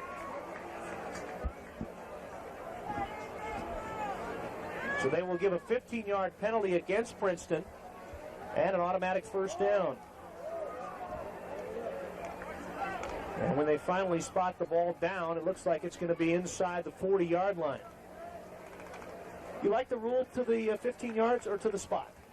You only get the 15. Right. No, which way would you prefer to see the rule enforced? I like the pro way, where you get it all the way to where the guy would have caught it, or do you prefer the 15 yards? No, I like the pro way, actually. I really do, because sometimes, hey, they'll tell people to literally just grab on and hold on and interfere on purpose because it's only 15 yards late in the game, or if it's important, just do that. First and 10 as the ball goes inside the 40 to the 37 on the penalty. Opre swings it out left side to Levitt, and ball and defender get there about the same time. The tackle was made by one of the linemen for Princeton. Coming up with the big hit was Jim Shields, a sophomore out of New Jersey. Boy, I'll tell you, this is just, for Opre even to throw this ball over to Levitt is trouble. The fact he even catches it, but I'll tell you, that's why we haven't landed on Mars yet with men, is because we're taking our good Ivy League guys and killing about 1 million brain cells. Loss of 5 on the last play. Big rush for Princeton. Opre throws it right side for Krozik.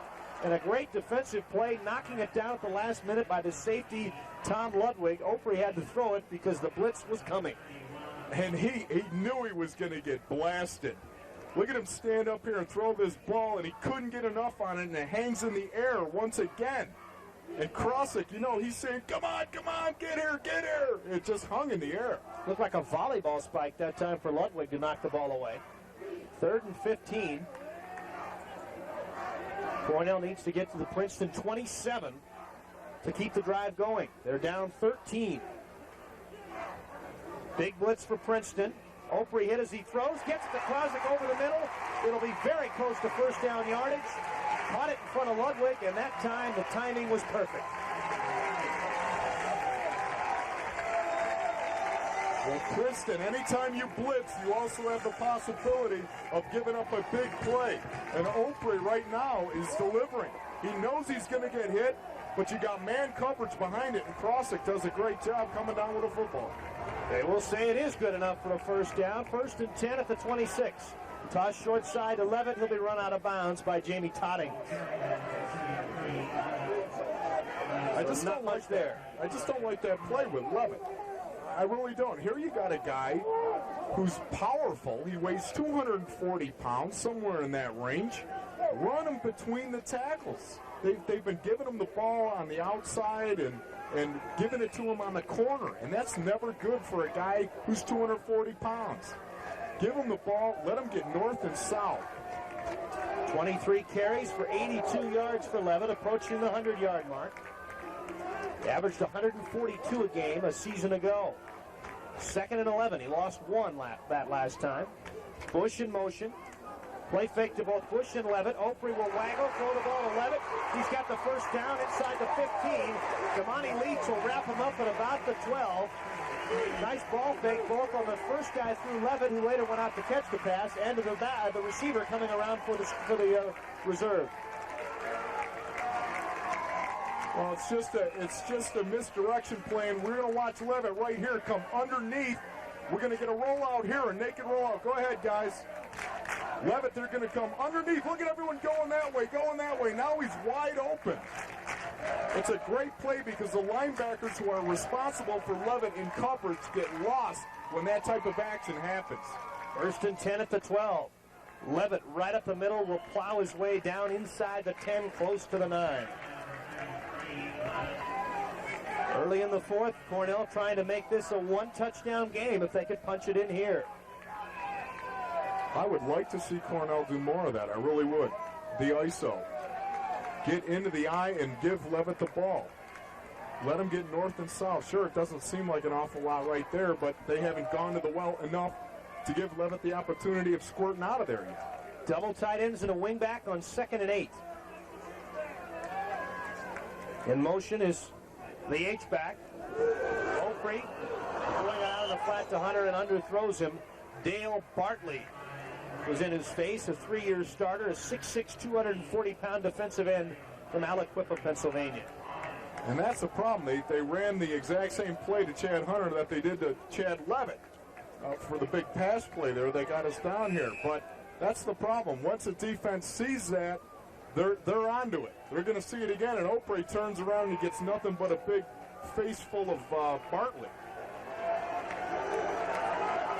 3rd down play. Cornell in a very conservative alignment. They're 6 of 13 this afternoon on 3rd down. Again, double tight ends, a wing back, and an offset eye. They'll toss it.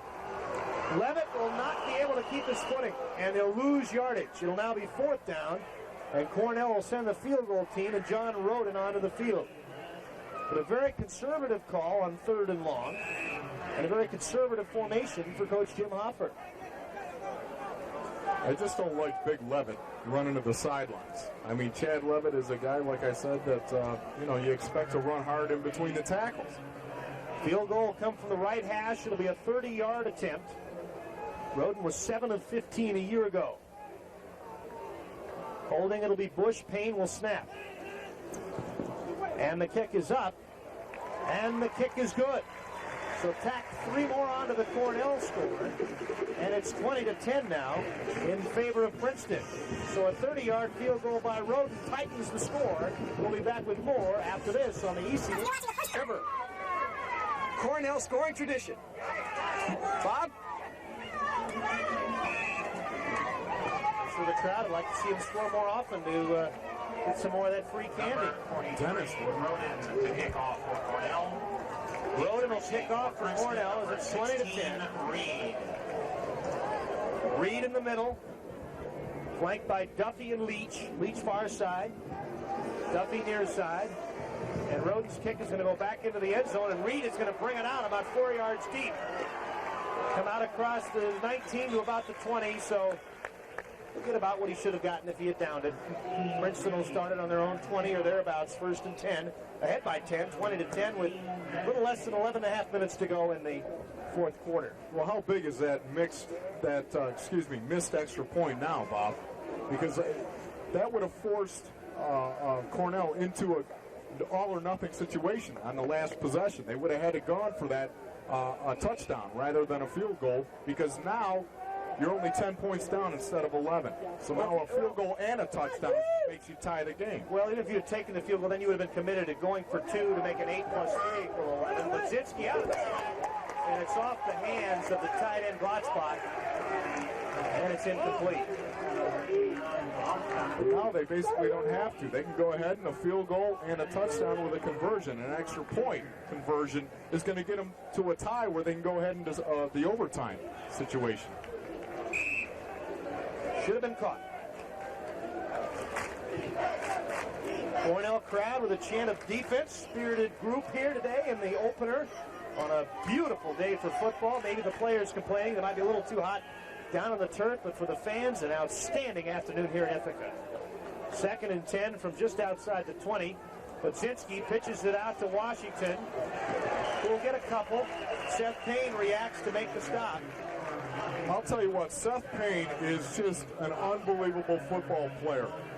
He makes Budzinski pitch the ball. Watch him. He makes Budzinski pitch it. Now look who's going to make the tackle on this play. Here he comes. Boom! I mean, that's hustle. That's the type of thing Lawrence Taylor used to do. You know, the thing that's impressed me the most about Payne is his lateral movement. You expect him to be big and strong, but he gets to the outside really well. Change of direction. He's strong. He's physical. He really has got the total package. 3rd and 7. Big play for the Cornell defense. Budzinski will underthrow Washington, and Princeton is going to have to punt it away on a 3-and-out drive. And Cornell down 10. He's going to get the football back. 24. With about 10.5 minutes to go in the football game. Well, Cornell, they're just blitzing now. They're saying, hey, we're going to come after Budzinski. We're going to make him beat us now. He's going to throw the ball. He's been pretty effective. Now we're going to blitz him and see how well he responds. Nice numbers for Matt Evans, and his counterpart, Charles Watson, has also had a nice day, too. Evans just a sophomore. Cornell rushes, and Evans gets a low tumbler away. It'll be returned. Chris Allen back in the game. He was shaken up earlier in the half, and he'll take it into Princeton territory and be tackled finally at about the 48.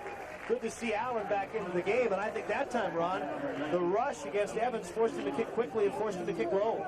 Yeah, he really got a horrible punt off because it was so low.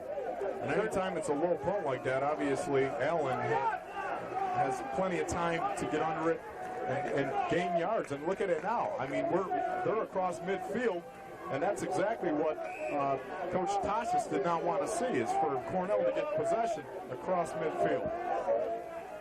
Big Red will go with 3 wide receivers, 1 lone back, and that's Mr. Levitt. New quarterback, the third quarterback of the game. Excuse me, back to the first one. I'm sorry. It's Brian Opre, number 16, is back into the game. I thought it was a 15 there for a moment.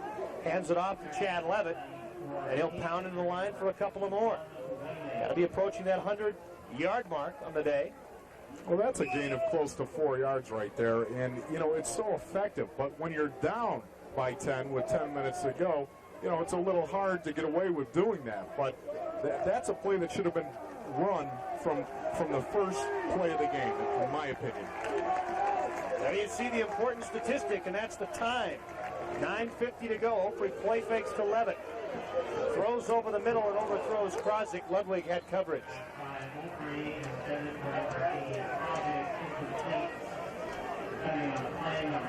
They've run the waggle all day long, and this is just play action and then roll out backside of the play. And the defenders now are, you know, they're catching on, and they're getting all over them. Tough throw with the 6'7" Griff King coming at you. Nice day for Opre, approaching 100 yards, 12 of 21. Tough to throw over the ends on this Princeton team. You got Bartley at 6'6" and King at 6'7", and now the free safety Tom Ludwig is down. Ludwig again, a returning starter from a year ago. And, you know, when you got defensive ends that are that tall, Bob, it's a possibility that Opre is throwing high because he's trying to clear the line of the line of scrimmage over these big defensive ends in their hands. Like lobbing the post in basketball, you got to get it over the guys down in the middle. Ludwig may have just had the wind knocked out of him.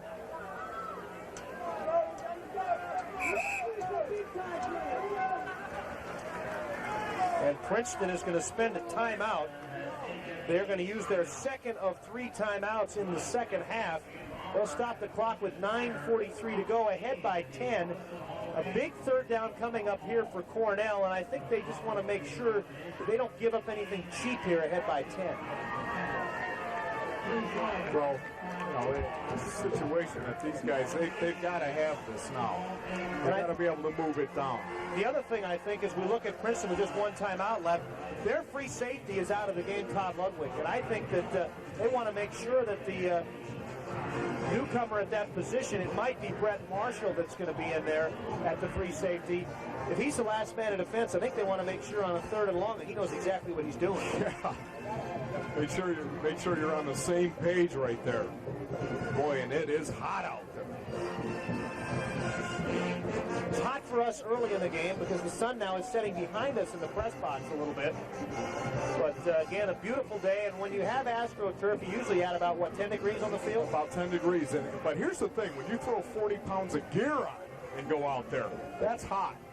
Anytime you get the heat waves coming off the turf, it's hot out there in a uniform, I'll tell you that much. But if I'm just a fan, I'm in my t-shirt, I'm in my shorts, and I've got my suntan lotion on today. I'm doing well. You're golden.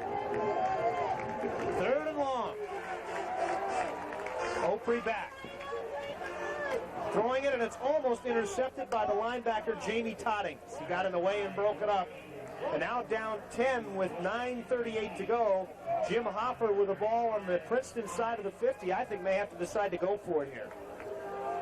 It's really a tough call. It's right at that point right now where do you go for it or not?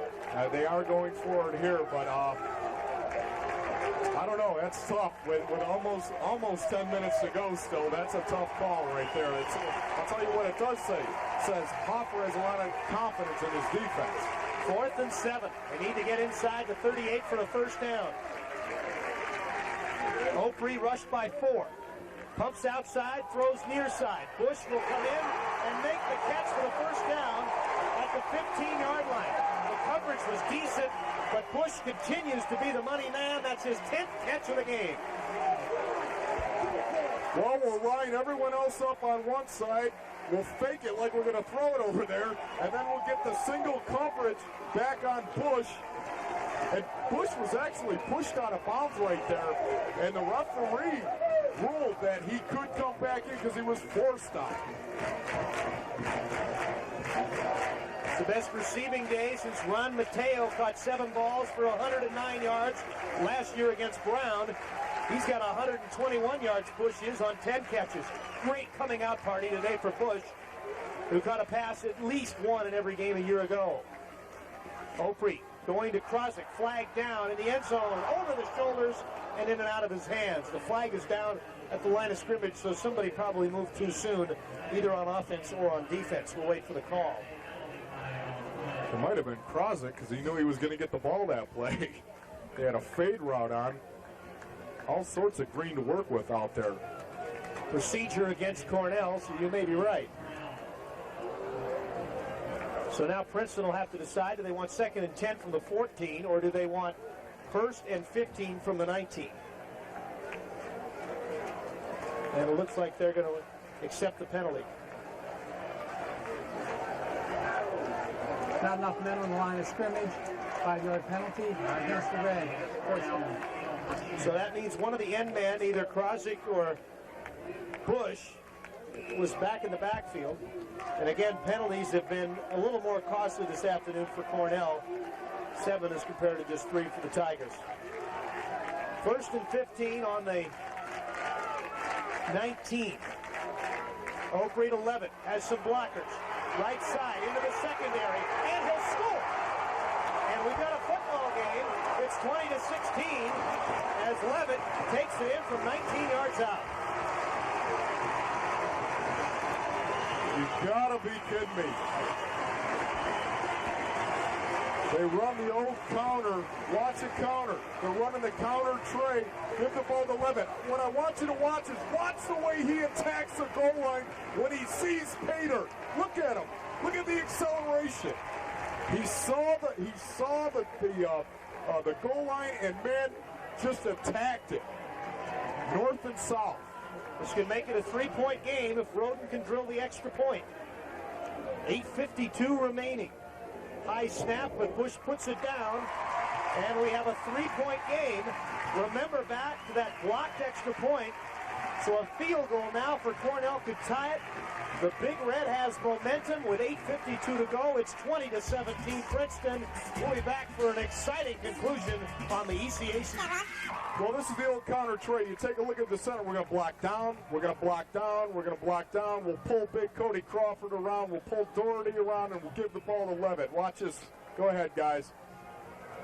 See, we'll block down all the way across. Then we'll pull out and kick out. And now Levitt, watch the way he attacks the goal line. North and south. There's nobody who's going to deny him on that play. Great blocking, though. Roden will kick off. 8:52 to go. Cornell down 3. And drills it a couple of yards deep in the end zone. Reed will bring it out. Come to the near side of the field. Has a hole. 25. Right across the 40. Gets another block from Marshall. And it'll be run out of bounds into Cornell territory inside the 45. Nearly 60 yards on the return for the track star Royce Reed. Came in second in the 400 meters. How important, Bob, are special teams? I mean, here's the situation. Cornell closes to 3. You kick the ball off. Now, look at this. Here comes Reed right out of the chutes. The momentum just went right back to Princeton right now with this return. Cornell looks like they're making a move, and then Princeton comes right back. 1st and 10 now for Princeton at the Cornell 44. Set to the left, backs in an eye. Budzinski to McLaughlin, nothing doing. On the tackle, linebacker Brendan Riley. Seth Payne also came pinching down in there and stuffed that up. The guy is literally all over the field. Going back to that last drive, Joe Del Balso of our crew points out that Princeton called the timeout to keep Ludwig on the field before that pass play on the 4th down call to Bush, and that Princeton had seen Cornell go away from Ludwig's side of the field. So Princeton will now only have 1 timeout left, but they do have the lead and the ball. 2nd down, pitch to Washington. It's covered. Riley will make the tackle, but it was Payne in the backfield that was disrupting things, forcing Washington to cut inside instead of outside. I do not understand this action. They do it all day. They actually hold the ball out and wait for somebody to swat it out of your quarterback's hands. It wasn't a busted play, obviously. They pull out and actually fake to error. There's no fullback even there. Well, Cornell converted a big fourth down on their last drive that led to a score. Here's a big third down for Princeton. A lot of noise now. 3rd and 8. Budzinski rolling, setting, throwing, and overthrowing House on the far sidelines. It'll be 4th down, and the Cornell defense, after the fabulous kick return by Reed, has held. Boy, I'll tell you, Cornell has come up big. Budzinski, it's just play action again. They've been doing it all day, rolling out, lets it go, but look at Hansen getting up and drilling him to the ground. Budzinski is just really paid the price all day. Steve Bush is back there. He returned a couple, and then Allen took the last one. Bush back there again, Evans to punt. Bush will call for the fair catch at the 12 and handle it nicely. So Cornell, with 7 minutes and 12 seconds to go, will have a 3-point deficit and the football. And let's spend some time on the sidelines now with Jim. Jim? Bob, Cornell still celebrating the touchdown by Levitt. It was the counter tray play from the 19. The coaches up in the Big Red's booth knew that Princeton liked to jam 8 guys to the line of scrimmage on 2nd and long, 1st and long. They called the counter tray. Levitt made it work. They're within 3 points with the ball. Bob? Kind of ball game we like for an opener, Ron. And this one right down to the wire. Exciting, well-played game between both teams. 20-17. Carroll back in at quarterback. Hands it to Levitt. Levitt up the middle and then cuts back to the outside. And he should have enough for a first down. He needed to reach the 23. It looks like he got to the 24. The blocking up front has really stepped up. Cornell's offensive line is doing a great job. But see, again, here's a play where Levitt is getting the ball going towards the line of scrimmage, north and south, sucking people in, and then he bounces it outside. There is a player down on the field for Cornell in the backfield. Look at those numbers for Levitt. 28 for 114. And if we look at some of his bigger gainers, they come later in the ballgame. Well, that's always a sign of a good back. He gets stronger and more physical as he goes along in a game. Chad Hunter is the player shaking up, the fullback for Cornell. It looks like he's putting very little pressure on that right leg. Well, that could hurt Cornell because Chad Hunter's been doing a great job of blocking for Levitt. And we also think that Levitt may be pulling up a little bit there on the sidelines as well. Levitt is in the game now. Looks like maybe they've moved Patrick Doherty, a tight end, into the fullback spot. Doherty is there. Levitt will carry, follow a Doherty block, rumble into the secondary. He's got first down yardage and more. And on the tackle, Damani Leach. And that time, everybody from Princeton on defense looked like they were grabbing high, and you're not going to bring this guy down grabbing at the shoulder pads. You know, this is what I've been saying they should have been doing with Levitt all game long. I mean, you take a look at it. Here comes Doherty. He's going to lead. Give Levitt the ball. Let him run this way. Go ahead, guys. You get the block out. Now he picks where he wants to run. But it's north and south. They should have been doing it all game. Doherty lowered the boom that time on linebacker Tim Green. 1st and 10, Cornell at the 39. Carroll will throw, crossing at midfield with the catch. Ludwig with the tackle. First down, Big Red inside the Princeton 45. 6:39 to go, and the Big Red trying to re-grab the lead. Great example of what happens when you can run the football. It opens everything else up. That's a hook zone for linebackers to be in. Those linebackers should have been there. That's a pass that should not have been completed, except those linebackers are biting on the run. 4 catches today. Crossing approaching 100 yards. Carroll to Levitt.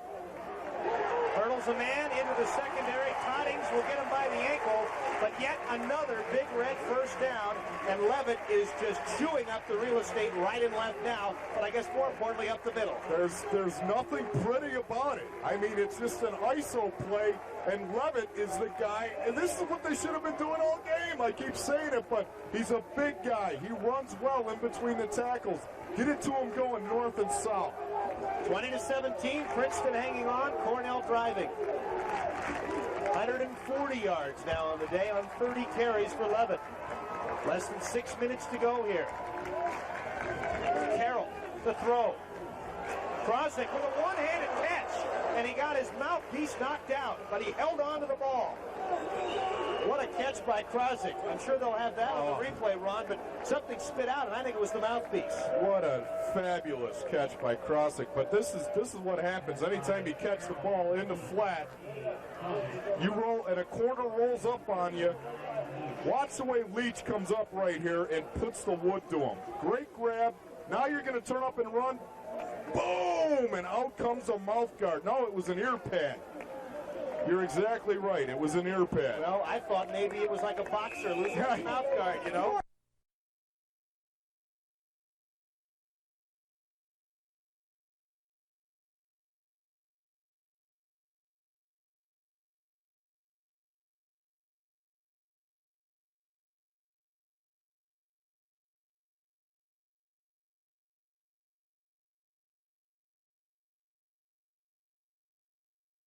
Archie, he might have been able to go down the sidelines and take the lead. That's Levitt's 31st carry, I believe, of this ball game. And you know, when you get into that rhythm and you've got 30 carry, you hit the 20 carry, the 24, 25 carry, you literally start to want that ball. And Levitt right now, Chad Levitt wants the pig right now. Down under 4:45 to go in the football game. Cornell trails by 3. A big third down conversion here. Carroll under center, 3rd and 4. Or check it, it's Opre in the game. Opre will throw it long for Bush. Diving, trying to get it. No, it was trapped. And from the naked eye, I thought that was a good call. Damani Leach had coverage. Yeah, he trapped it.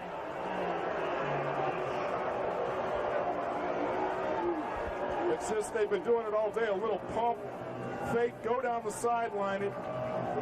It's a trap, but boy, what a great job of making it look like it wasn't. And now John Roden is going to come on to try a long field goal to tie this game up with 4:29 to go. It's going to be about a 45-yarder. Again, he hit a 50-yarder last year against Harvard. This will try to tie it with a little more than 4 minutes to go. Bush to hold, Seth Payne to snap. Coming from the left hash mark. Roden is 1 for 1 on the day, but this is a long one.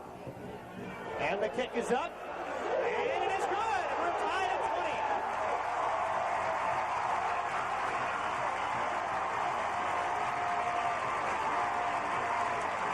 20. And Roden nails the 45-yard field goal. And we may be looking at overtime in the face unless one of these two teams can score in the final 4:23. Cornell has scored 3 times in a row to tie it at 20. We've got a great one on the ECAC Game of the Week.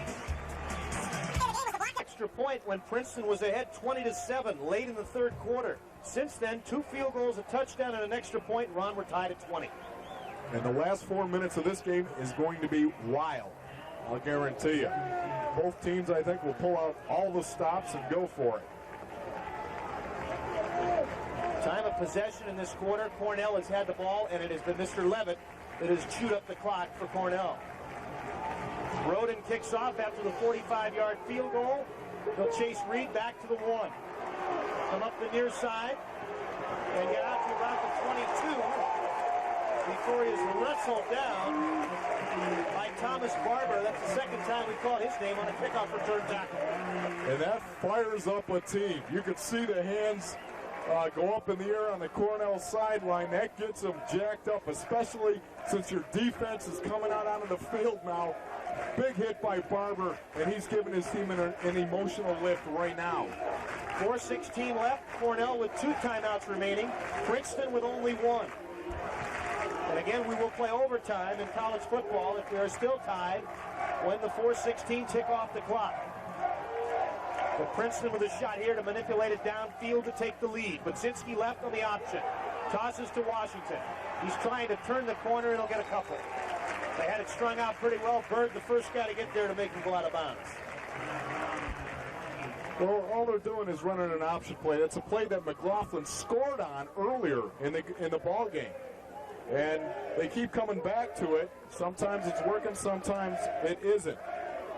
But I don't know if you noticed, Bob, but Seth Payne, who lined up on the opposite side of the field, literally forced Washington, one of the players, to force him out of bounds on the completely other side of the field. He might be playing next year, Ron. I'll tell you what, he really might be. Second down for the Tigers at 8. A little more than 4 minutes. Budzinski play fakes to Washington, goes deep. He's got Duffy out there, makes the over-the-shoulder catch, and Princeton will be in Cornell territory inside the 35 at the 33. What you got here is just a little play-action fake to Washington, and I just cannot understand how against cover 3 we're getting people so wide open. How so wide open like that and beating a cover 3 look. Late in a football game, you cannot get beat deep. That's the cardinal rule. Every DB knows that. Fourth catch of the afternoon for Duffy. His longest of the day. First down. Budzinski will roll. Throw on the run. In and out of the hands of Duffy. That was a hard one to handle. Or check it, not Duffy, but number 6, Ben Gill instead. And it'll be 2nd and 10. Down to 3:38 remaining.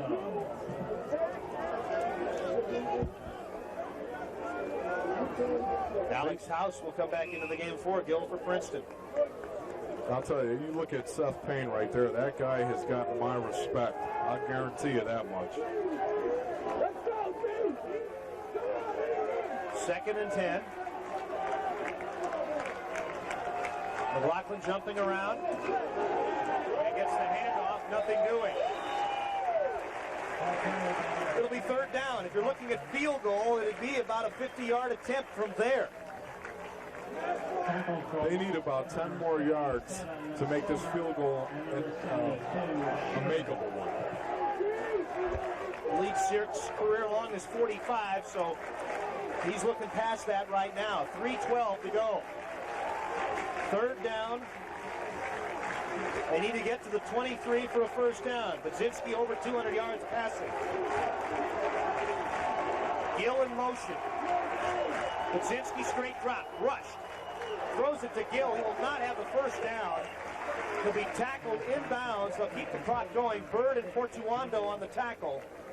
And now it's decision time for Steve Tashius of whether they want to try the field goal or go for it on 4th down and what looks to be about 6. Well, if your field goal kicker has any leg whatsoever, you're going to kick it. You're going to go for it right now with 2:30 and running left to go in this ball game. Search was 5 of 10 a year ago. The biggest kick he had last year was a little mini field goal, an 18-yarder on the final play of the game against Dartmouth to tie the game and win the Ivy League for Princeton. This will be a 47-yarder from the right hash. Budzinski, the quarterback, to hold. And the kick is blocked in the middle. I think Payne may have got it. And Cornell will take over with 2:05 to go. I'd like to see a replay, but from the naked eye, I think it was Seth Payne, and he's getting the congratulations. Payne has been a royal pain in the you-know-what for Princeton this afternoon. Unbelievable football player. Never say die. Play every play like it's your last. Seth Payne is doing it all to get that, now when you get a long kick like that, and a kicker, he knows it's a long kick. Seth Payne, as you can see right there, coming through and batting that ball down. What an athlete he is. But a kicker will also kick the ball lower. The trajectory won't be quite as high because he knows he's got to get his leg into it. John Roden has 2 field goals today. His career best is 3. And he has 2 minutes to see if his offense can get him in range in a 2020 game. Levin in the backfield escapes a couple of tackles and turns negative into positive yardage. Jamie Toddings, I believe, was the first man that whipped at him. I think they ought to line up and run the exact same play, but do it in a hurry-up mode. I'm not kidding you. Levitt has picked that defense apart, and the offensive line for Cornell really has opened up holes. Minute 35 and counting. Again, Cornell with 2 timeouts remaining. Cornell has scored 13 consecutive points late in the game to tie it. Carroll is in the quarterback now. Left side to Bush. And Bush will have the first down out across the 40. Clock stops temporarily on the tackle. Nick Avalone, the senior, out of Parsippany, New Jersey. Carroll does a great job of disguising where he's going with the ball. He looks off the safeties, turns around, and guns a perfect strike over there to Bush. And Bush does a great job right here, just picking up a first down, securing the ball. 11 catches for Bush. He's been the favorite target. And almost 12, but that one's overthrown. He'd need a stepladder to catch that. Clock stops. It'll be 2nd and 10. Minute 5 to go in the game. 42-yard line of Cornell, the situation with the ball.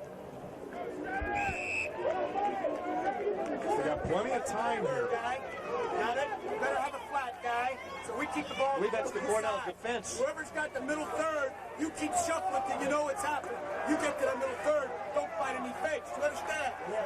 Because they're going to come for a pick pass. They'll come with a pick pass. You understand that? Yeah. If they're in there, twin or trio, we play what I call.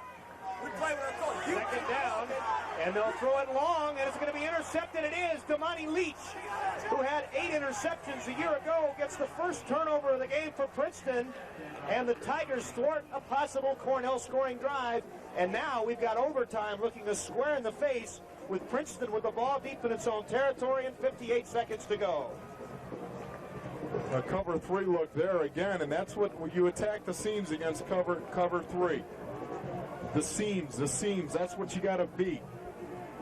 And everyone's been trying to do it all day, but that was a great play right there by Leach to come down with that football. Ron, I'm going to make you offensive coordinator for Princeton. You've got 58 seconds left, 1 timeout. You try to move it down the field, or do you play for overtime? Without question, you try to move it down the field. 58 seconds to go. First turnover of the game for either team. Serves as kind of a long punt. Princeton has it just outside their own 15. Budzinski going long, has Gill out there, and it's broken up on the sidelines. Barber on the coverage for Cornell. Down to 51 seconds left.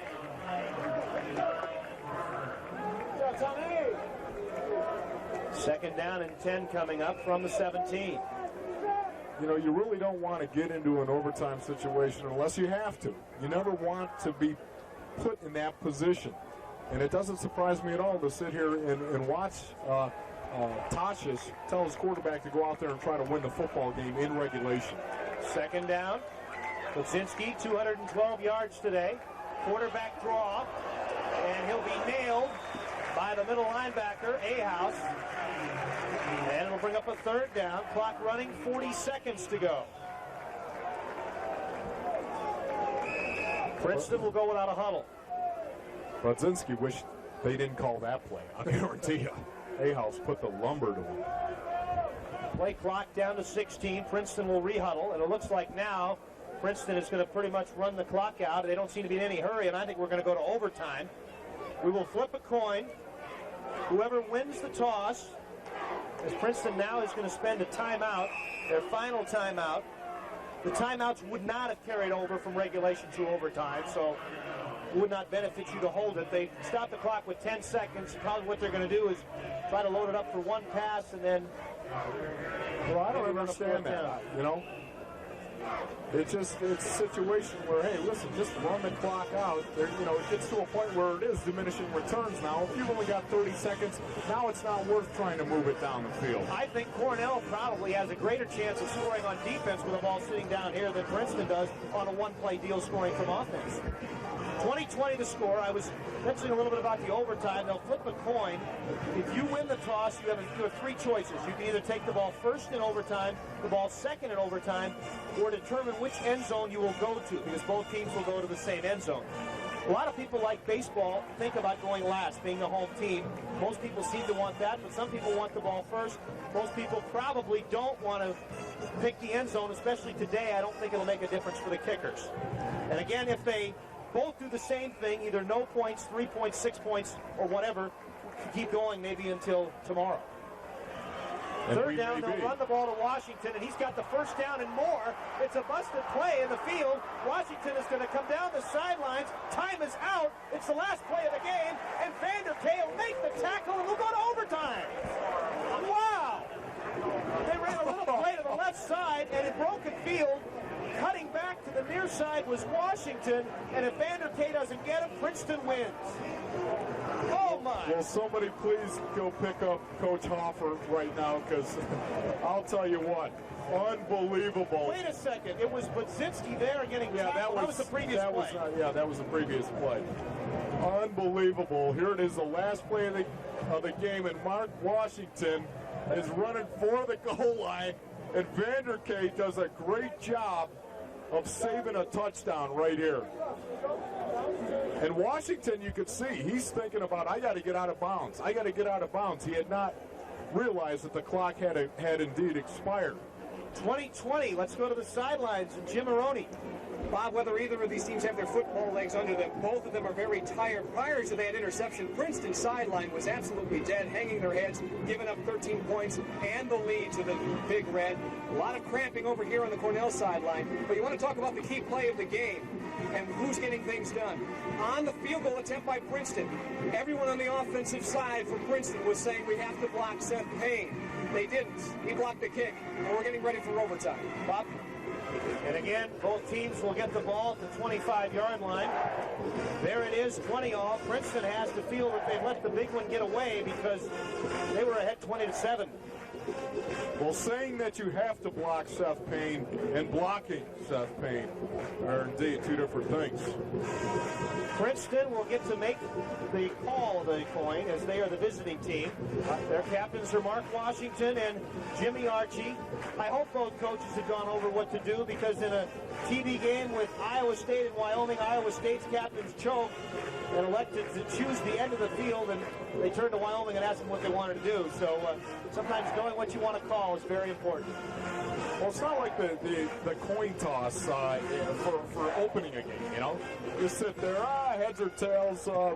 Let's see, I'll receive it, or, we'll defer. I mean, there's not a lot of options. Captains for Cornell, we mentioned the Princeton captains. Offensive tackle Brian Weidel, of course, running back Chad Levitt, Steve Bush, and also Seth Payne. So 4 guys out there for Cornell and the 2 guys for Princeton. Got to be pretty tired right now. Those 6 guys have contributed greatly to this game this afternoon. Oh, you look right across the board right there. You got Big Weidel, you got Levitt, Bush, Payne. They've really stepped up for this Cornell football team. And you got Archie and Washington likewise. Princeton has won the toss. And I think Cornell is going to go on offense first. And they're going to go at the open end of the stadium, or the end of the stadium near the clubhouse. So the folks at that end of the field will have the great look. The students that are standing at the far end of the field will not have the good look in front of them. So Cornell will get to go first. Princeton elected to go second. And we may do this 2 or 3 times if the same things happen. The ball gets spotted at the 25. If you want to kick a field goal on first down, you certainly can. Your drive will go until you either score, turn it over, or lose it on downs. I love this format. I think it's great. I like it better than the NFL format. I really do. I really like this. I think it's a great way of settling a game. And by spotting at the 25, I know a lot of high schools in various states around the country put the ball at the 10. At the 10, you've got pretty much a freebie field goal. At the 25, you're looking at a 40-plus yard field goal, which is not a sure thing. Right. Well, we'll see what quarterback gets the call in overtime for Cornell, and it looks like it's going to be Brian Opre. The clock is off. That doesn't mean a thing. 20-20 is the score. And remember the statistic we gave you at the beginning of the broadcast. No one has ever lost the first Ivy League game of the season and come back to win the championship. So this one is very pivotal. Doherty at the fullback, Levitt at the tailback. Twin set to the right side. Opre to Levitt. Levitt will dive across the 25, get a couple. Archie, along with DeBolt, in there to make the stop. Second down coming up. Oh, I think they just gave him a horrible spot there, too. Ball at the 22. Second down. They need to get to the 15 for a first down. This time the receivers go to the left on 2nd and 7. They're in an eye. Again, the first-string fullback, Hunter, is out of the game, injured. Levitt will follow a Doherty block, and he'll get inside the 20, and it'll leave Cornell with a 3rd and short. I'd run it again. I'd run it again, Bob. I really would. I'm seeing holes from up here that are coming open, and Levitt is just getting there a little too quick or a little too late. But there are holes up there, and I'd run this exact same play. 34 carries for 152 yards we've got for Levitt. 3rd down and short. Levitt, left side, second effort, he's got the 1st down. He just drove with those big legs and carried Bach to bolt with him for the 1st down, where he was met initially, he didn't have it. Well, they did. They went ahead and they ran it again. Same ISO. They're telling Chad Levitt, Chad, this is your ball game. Look at his legs. He doesn't have it. Now he does. You got to give great backs the ball to do great things. Cornell with the ball now inside the 15, at the 14.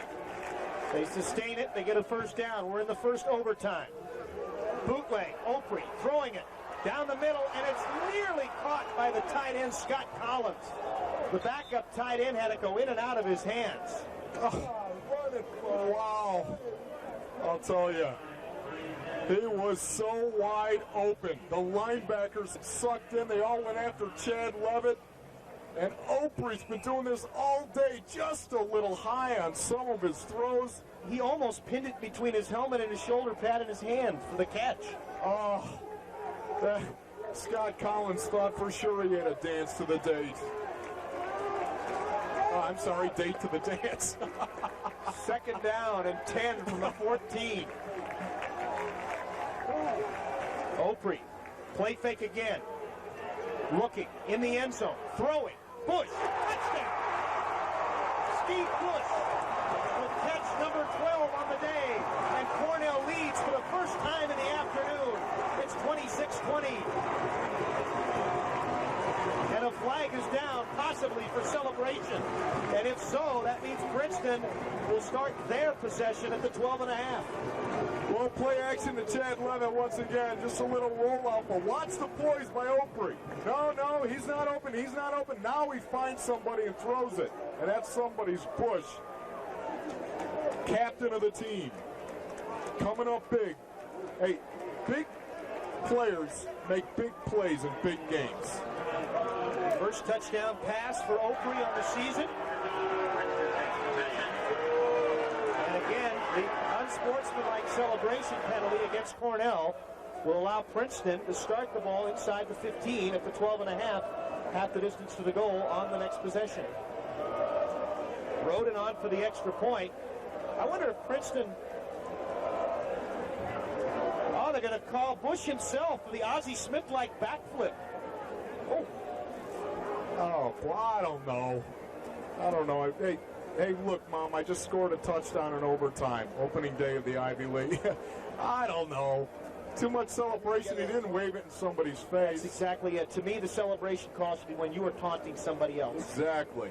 Let a kid have fun. For crying out loud, he's out there. Look at me. I'm on TV. Just scored a touchdown in overtime. Will you let me please do a backflip? I'd give him a 9-8 for degree of difficulty. It was beautiful. He didn't taunt anybody. So Cornell is going to go for the 1. Again, the penalty will be assessed on the second drive for Princeton. So the pass from Opre to Bush gets him on the board, 26-20. Cornell is not led in regulation. They lead after overtime number 1. Get an extra point this afternoon from Princeton was blocked, and Roden's kick is good, so Cornell will up the ante to lead by 7, 27-20. Let's look at the touchdown, Ron. Well, it's this situation where it's a bit of a play-action pass right here, and you're going to watch Opre right here. He's going to roll out here. Okay, guys, let it go. Fake it to Chad Levitt, roll out here, but watch now the poise and patience. He's looking downfield. There's number 2 receiver. There's number 3. Puts it right on the money to Bush. I mean, that was a situation where Opre took his time and looked for his primary receiver, looked for his secondary, and then finally found his tertiary, I guess you would say. Look at the numbers. 12 catches for 144 yards. Princeton will get the start with the ball at the 12.5 thanks to the distance to the goal penalty. Quarterback will be Budzinski. Tossing short side to Washington. Inside the 10, inside the 5, and he scores. And we may have a second overtime if Princeton elects to go for the 1 to tie it. Princeton, of course, could end it now if they wanted to go for the 2. It takes one play, 12.5 yards for Washington. Well, you know they're going to go for the 1. Well, they lined up everyone else on the opposite side of the field and then just pitched the ball to Washington. Washington does a great job of running to get that thing in there. Sirk on for the extra point, or Sirk, I should say, to try to send it to overtime number 2. Kick up, kick good, we'll do it again. 27-27. And this time the ball will start at the 25-yard line.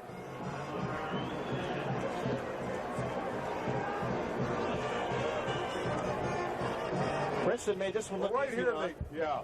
And they line up everyone else receivers to the other side of the field, and then just give the ball to Washington right here. And he's going to take it up here and does a nice job of picking his way into the end zone. Go ahead, guys. Pitch him the ball. He's looking for an opening. Gets some great blocking up front. Does a great job getting it in. They line everyone else up on the other side of the field.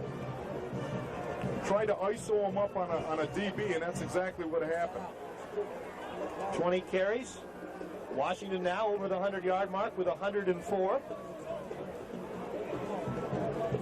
A note on Steve Bush. We mentioned his day with 12 catches. The Cornell record is 15, set against Princeton in 1985 by John Tagliaferri. So if we go another overtime or two, Mr. Bush might have a chance to get a record. He really has stepped up and answered the bell today. And now it looks like we'll flip again. Oh. And now Princeton only sends out one captain. Well, Archie, I think, was the guy that called it last time, so they're going to say, hey, he got it right last time.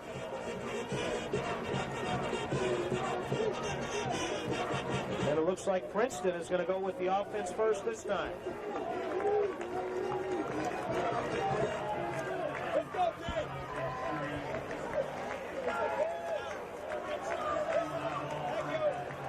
And it's been a long, hot day out there, and there's a lot of guys, I'll guarantee you right now, that are just, come on, stuff them here. Our offense will get it in. Cornell, they're saying that. Of course, Princeton's saying that right now. I got no fluids in my body whatsoever. What a game for the opener in the Ivy League and for our ECAC game of the week. We're in the second overtime right now, tied at 27. Princeton in the top half of the overtime with the football at the 25. Budzinski, play fakes, back to pass, chased by Hansen and Payne will get the sack. That is sack number 11 career-wise for Seth Payne. And we've heard Payne all day. They put the tight end over Seth Payne to try to help out. And look at him, he beats two guys and comes in and makes the sack. They're putting the tight end over Seth Payne to help out in pass protection for Meyer. And Seth Payne beats them both. What an effort by that guy. Just cannot say enough about his effort today. Second down.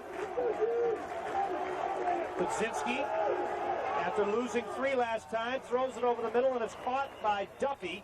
Vanderkay with a tackle. It'll be short of a first down, and it'll bring up third down.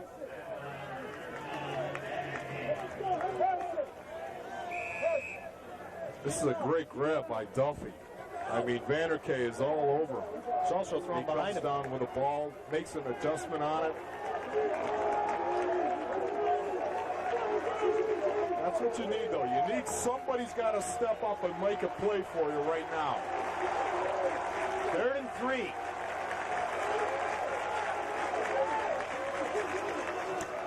Budzinski keeps.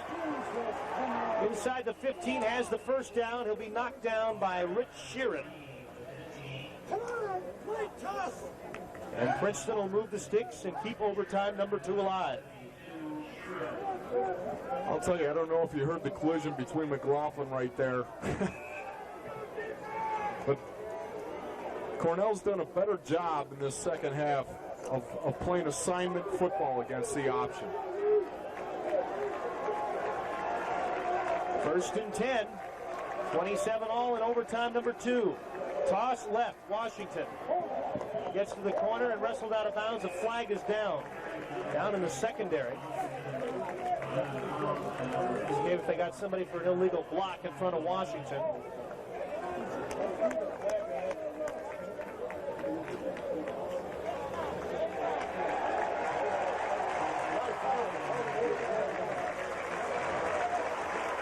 Well, anytime you pitch the ball, it gives your offensive lineman an opportunity to hold people. And you can see behind the play, actually, I couldn't tell what lineman it was for Princeton, but he almost tackled a Cornell defender. That's the other thing about we'll let him finish. Okay, the other thing about pitching the ball like that, it puts people on edges and corners, and the likelihood of holding increases. 1st and 20 now.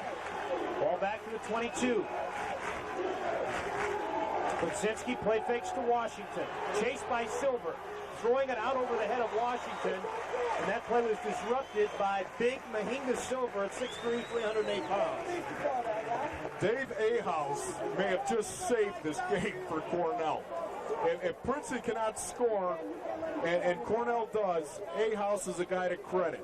That was the screen that had worked so well earlier in the game, and Ahaus did a great job of sifting his way through and getting on his coverage, and that was Mark Washington, and covering him so that Budzinski couldn't throw him the ball, because if he got it to him, that was a touchdown. 2nd and 20. They need to get to the 2 for the first down. Budzinski, play fakes. Hit as he throws over the middle, incomplete. In his face was John Hanson, a blitzing linebacker. You know, sometimes as a running back, you got to stand up and hit a guy in the face instead of trying to cut him. And Mark Washington right there went down to cut Hanson, and Hanson, being the great athlete he is, jumped over him and smashed Budzinski. It was a great play by Hanson, but sometimes as a running back, Mark Washington, you got to take your cranium and put it on the other guy's cranium. It's a simple game, Bob. 3rd and 20. If they don't pick up anything here, they're looking at a 40-yard field goal. Budzinski back to pass, rolls, chase, throws it, and it's intercepted. That'll end the drive. Dave Ahaus with the interception, and Princeton comes up with nothing in overtime number 2.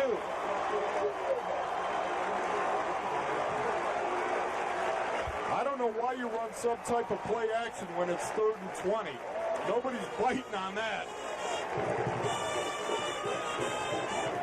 Got a little play action, then a little rollout out here. Ewan does a great job coming in, putting on the pressure, and Ahaus, the man who really saved this drive a couple plays prior, comes up with the interception. I mean, he really did on that screen to fight through those blockers and get on his coverage, which was Mark Washington. He may have saved the game for Cornell. Now, Cornell can win it with any kind of score. John Roden has made 2 field goals today, one from 30 and another from 45. And there's Dave Ahaus with 8 tackles. And again, as I say, as Ron said, the great deflection with Mark Washington in the flat. 1st and 10 from the 25. Levitt in the middle. I'll tell you, that's a thing of beauty right there. 4 yards and nothing but pads crashing and cracking. And an offensive lineman is slow to get up for Cornell. Into the game now is Tom LeBourne, a junior for Cornell. I think I'd run it to Levitt 3 times and then go with Roden. Why not?